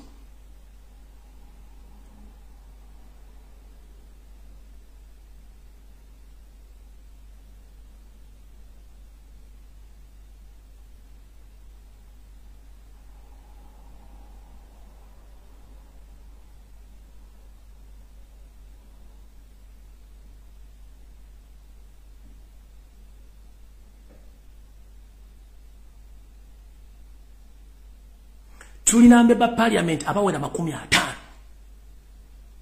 Essaawa zino bandibadde bawandiika dda mu bitongole by'ensi yonna ng'abaana baffe bonna abavundira mu makomera baavaayo dda.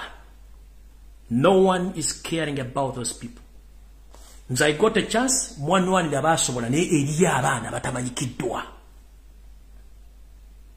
This is what I'm talking about. There are so many unknown people who are suffering. But these members of parliament, they are quiet. And there are some people who are rotting in the jail who are there, helping them, blessing, looking for votes, who made campaign for them to be where they are right now, but they are quiet. Please, Mr. President, kusaba n'obuwombeefu, ekibiina kya National Unity Platform kisaana kuddamu kuyuwa. Obukulembeze bwonna buyuwe. Bomaro buyuwa odemo diaspora na yojere. Bomaro jera kitegeeza Museveni oba omukubi omuggo. Nebo oleka obugulumbu obuliwo n'abantu nga balina complaints zaabwe. Kitegeeza totutte buvunanyizibwa omukulembeze awuliriza abantu bakulembera ate olw'okuba nti history webina mu Uganda Museveni ayingidde mu nuupu kati waliwo abaana abali determined okukolera ekibiina kya nuupu nze kyovula bana bagamba sina kifo kyenjagala mu bukulembeze bonna kubanga ebigambo byenjogera bimala okurepresentinga abantu bonna mu nsi yonna mu Uganda yonna seetaaga kintu kirala kyonna obuwangazi bwa nuupu ye decision making ya Robert Kyagulanyi Ssentamu okusanawo kwa nuupu ye delay of making a decision nkiddamu obuwangazi bwa nuupu ye decision ya Robert Kyagulanyi Ssentamu gy'alina okukola okusanawo kwa nuupu kwe kulwawo okuteeka ebisalwawo mu nkola mu kibiina kya nuupu Linda Kigweyo afumita mukira atalo kutambulira kusibira ya menvu saagala tudde mu senga vanga vuddemu ebyokulabirako bingi tekibiina kya ebina byonna ebibaddewo byonna bifa kintu kyekimu Museveni yabiyingira mukati ngaffe abaliwo basobola okugenda tukubuulira amazima gakaawa ekibiina damu okiwe olonda obukulembeze obujja abantu bagenda kufuna ebasiza n'okutegeera kyekigenda maaso. Right now, we don't know where we are heading. Because all the MPs, they betrayed us. They betrayed the voters. They are there in parliament enjoying. Satisfy their their private parts. They are there satisfying their sexual or their private parts. They don't care about the voters. They don't care.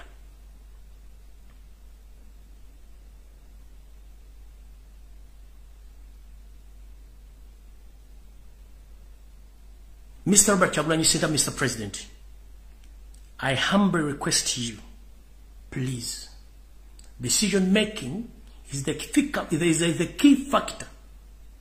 The more you delay to take action, the more the party is going to decline or is going to be scrambled by the dictator Museveni. He had spent billions of money. And the reason as to why NUP still exists, it's because NUP is loved by its supporters. And you should listen to the supporters. Let me tell you, there is no any party which can stay in place without supporters. It's good that you've witnessed the day you started the campaign, the day you went again to Mbare and the northern part of Uganda. People are still loving you and people they still love NUP. But there are some problems in NUP you need to solve before it's too late. Mr. President, thank you very much to listen to me. And I thank all Ugandans for loving me and fighting for my rights. And I myself am committed that I will still do exactly what I'm doing to pay you back. Where will I be without you? Thank you very much. May God bless Ugandans. Stay blessed. I'm not fighting anyone. And I will not blame anyone. Even though some of them, they betrayed me, I don't care. I just keep on saying that you are not the problem. The problem is Museveni, who infiltrates you, who changed your minds from the real reality to dark side. But you should reset your mind before it's too late. We are all Ugandans. This man soon is going. We are going to stay together, no matter what. Soon Museveni is leaving the country. We Ugandans, we are going to stay there as Ugandans. There is no need of fighting each other. There is no need of blackmailing each other. There is no need of betraying each other. Although we have misunderstanding, but ever we must sit and we resolve these problems. Museveni is the problem of Uganda, not Robert Kyagulanyi Ssentamu, not me. We elected members of parliament to help us. But they have betrayed us. The man whom we fighting to get out of the country is organized. We must be organized too. If we divide ourselves, that means it's like we are supporting Museveni. The more we fight each other, it's like we are supporting Museveni. The man is in power for 36 years. Aina sente, alina mundu, alina makomera, alina buli kimu. Fabalwana abagalo mujja kati nga twelwanyisa tulina ki. We must come together to dissolving the problems of the differences of faith ate tufune ensonyi. Message esembayo abakulembeze bannupu mufune ku nsonyi. Twagala kubeera kyakulabirako ekisinga ebiina ebirala nti omukulembeze bw'ofuna ensonyi kitegeeza abakulembeze bagenda tegeera nti oli mukulembeze. Ensi ezikulaakulana omuntu bamukomplainingako odde ebbali abalala ne batekinga over. And so many times people in developed countries, leaders, if their supporters or the people who elected them, they complain about them, they resign and they step aside and others takes over. But in Uganda, someone makes a mistake, he doesn't want to be informed that please you made a mistake. No. The only thing they do is just to make sure that he or she divides those people so that they can stay on. That system must stop, please. We must behave like mature people. I know mistakes are for human, but we must reserve and we must respect each other. Kino kibagamba. Akulembeze mwenna muwulire ku nsonyi. Bwe bagamba nti kino kikyamu kitegere kikyamu ate uliza akugambe. Atha bwe tutafuna kuswala kijja sigala nga twelwanyisa. Bwe tulwanyisa atudde. Ffe bamulwanyisa ate tweyuzaamu tebikola. Tulina kusigala nga tulwamu. Kyenvudde mbagambe sina gwe ngenda kuvuma kulwana oba kwogera mafuukule. It's up to them. Njagala ensi yange, njagala banna Uganda. Bambeereddewo nange no babeererawo. Ate kino nkikugamba Museveni. Njagala okiwulire. Era kino njagala kigamba na Uganda nga nfundikira. Katonda antaddewo okubeerawo yajja okunkuuma. Olunaku lwali yagala okuntwala ajja kuntwala. Sigenda kutiririza nsi yange. This is my constitutional right to speak the truth. You've been lying to Ugandans almost for 50 years. You've been camouflaging. Nobody knew you. We are in the country. Even the people you lead, they don't know the real you. Recently, when I forced you, you came out. You tell the nation the true names of you that you are Tibahabwa. How dare you? For almost 36 years, nobody knew your real names, that you were Tibahabwa. And the people, all Ugandans kept quiet. Omusajja Tibahabwa. So that means that omusajja atufuga tetumumanyi. Museveni is the problem of Uganda, not Robert Kyagulanyi Center, not me. Me, I'm not a problem. So tebakusindika kujja kumbega, I'm not a problem.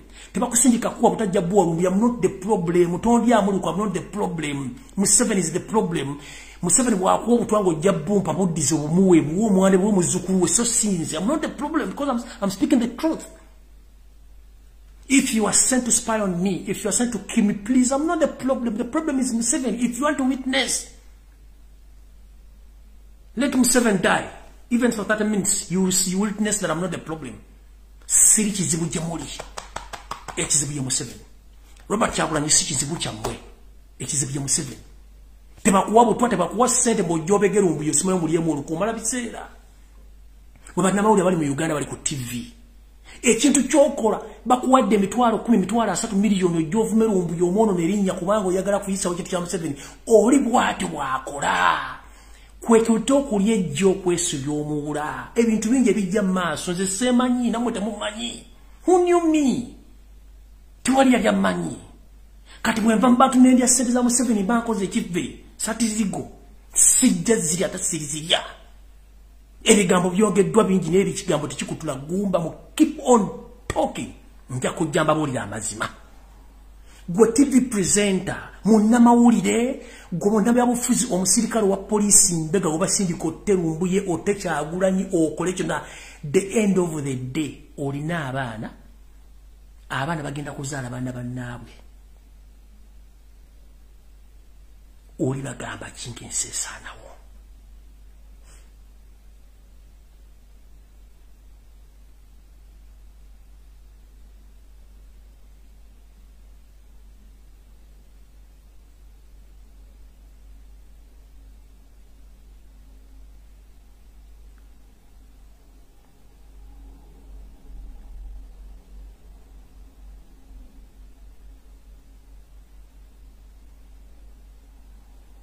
Nchibabulide open gokuba sindise mu mutake ojonzi tompobo tuwa you are wasting a lot of time. Yesu Nabi Isa yagamba kitange sasirabo abakoze ekintu kino kubanga kibakola tebakimanyi. They don't know what they are doing. Of those people who betrayed me, they don't know what they were doing because they were helping Museveni to take over our country, to hand over the country to China. So I don't blame you, I blame Museveni and his entire family.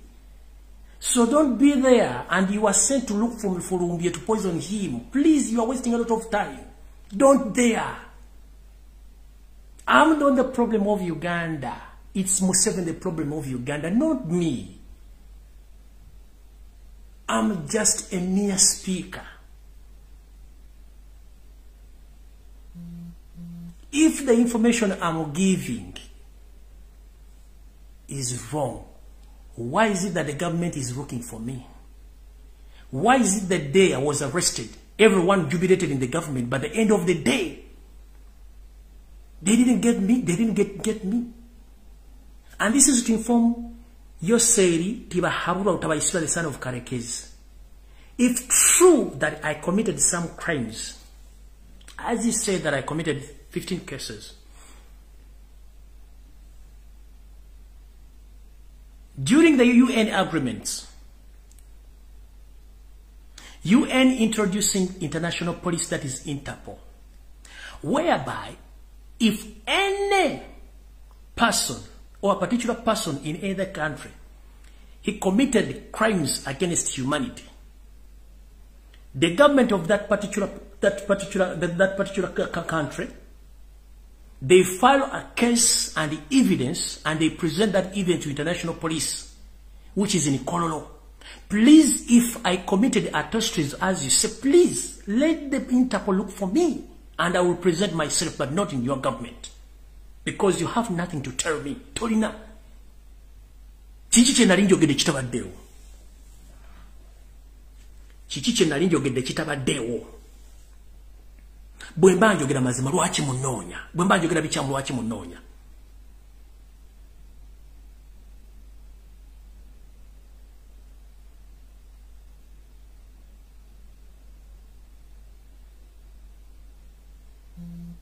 Bwemba njogera mazima lwaki munoonya.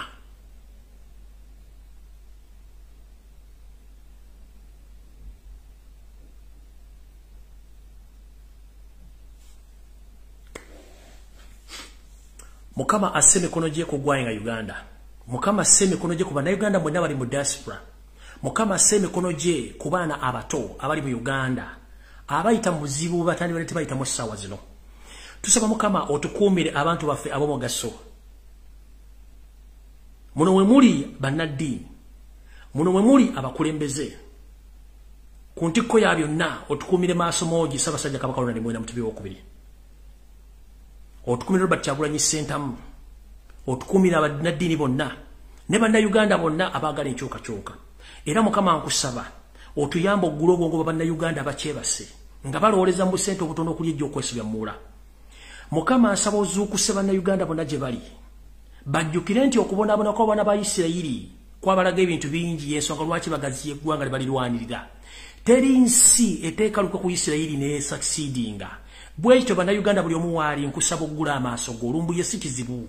Lumbuye mwogezi nga Musa bwe yali ayogerera abaki abaana ba Isirayiri n'abajja mu Egypti n'abasomosa omugga n'abatuusa mu nsi yaabwe ensuubize. Bw'atyo Kyagulanyi n'abantu abamu abasobola okuvayo okwogera gwe mulimu gwe bakola. Tetulina kizibu. Mukama nkusaba otwala obuvunanyizibwa okuba buli mwana wa Uganda akyali mu empeke emera omuwa obuvumu n'obuvunanyizibwa okwogera ddembe lyabe bange eryatulwa mu ssemateeka okutiisibwa okukuba kulaga sayini eziraga nti abatutiisa bakola bikyamu bw'oba okola ekituufu kyekyo kutiisatiisiza omuntu bw'oba okola ekikyamu lwakyotta omuntu Constitution egamba nti kooti y'essemateeka yeyina okusaddawo omuntu okufa so si ggwe muntu agamba nti gundi afe n'olw'ensonga ebikolwa by'okutta abasiraamu mu ggwanga bikome basajja ba Katonda baddu ba Allah tebalina kizibu olw'okuba nti bo batwala obuvunaanyizibwa okubuulira amazima n'okwogera ekituufu y'ensonga lwaki bafa Mukama tukusaba otuyambe nga bw'wajja abaana ba Isirayiri Egypt n'obasomesa n'obatuusa mu nsi ensuubize tuyambe bannayuganda bagule amaaso bategere tuli ku kizibu kyekimu Abayisirayiri kye bali mu Egypt kye tulimu watuleetera sitaani ku nsi kuno ali mu ggwanga erya Uganda alina n'abazzukulu omuli n'abaana bamuhoozi omuli sitaani era gwambuuza nti sitaani yaleka abaana ku nsi sitaani yazaala omwana gwe bayita Yoseri tabasira mutabani wa Kalekezi nsanga bisibe n'omwana nazzukuza muhoozi Kanyerugaba nazzukuza Natasha nazzukuza Diana buli kimu n'akikola kati sitaani ali ku nsi atumala Omukama tuyambe nga bwe wayita mu kiro ng'ogenda okusomosa abaana ba Isirayiri n'olagira abaana b'obulenzi bonna mu ggwanga erya Egypt okubanga tebaazuuka ko olunaku tuyambe Mukama mu kintu kyekimu ensekere ku makyanga family y'omutabani wa sitaani Yoseri tabasira mutabani wa Kalekezi yonna ezikiridde kubanga kino kikolimo eri eggwanga lya Uganda kino kikolimo eri eggwanga eri ssemazinga wa Africa kino kikolimo eri obulamu bw'abantu bwewateeka ku nsi Mukama nga bw'ogamba nti bw'owa omuntu obuyinza tomukkiriza bw'owa omuntu obulamu tomukkiriza muntu yina okuggyako ggwe naye tuyambe sitaani gwe watulekera ku nsi omututwalire kubanga bannayuganda baagala ensi yaabwe ku lwa Katonda n'ensi yange Mukama bankumi atakuumira mpeera sina kinyiza basasula okuggyako basabira n'okwesabira byonna mbisabe nga mpita mu Yesu Kristo wange ndalabula emirembe Mukama bankumi tusinkane ku Sande mu bimuli Mbulange Mengo nkiddamu tusinkane ku Sande mu bimuli Mbulange Mengo naye nga nfundikira tulwengawo okutwala ebigambo by'abantu byeboogera ate tulwengawo okusalira mu busungu twetegerezenga nnyo ebigambo bye twogera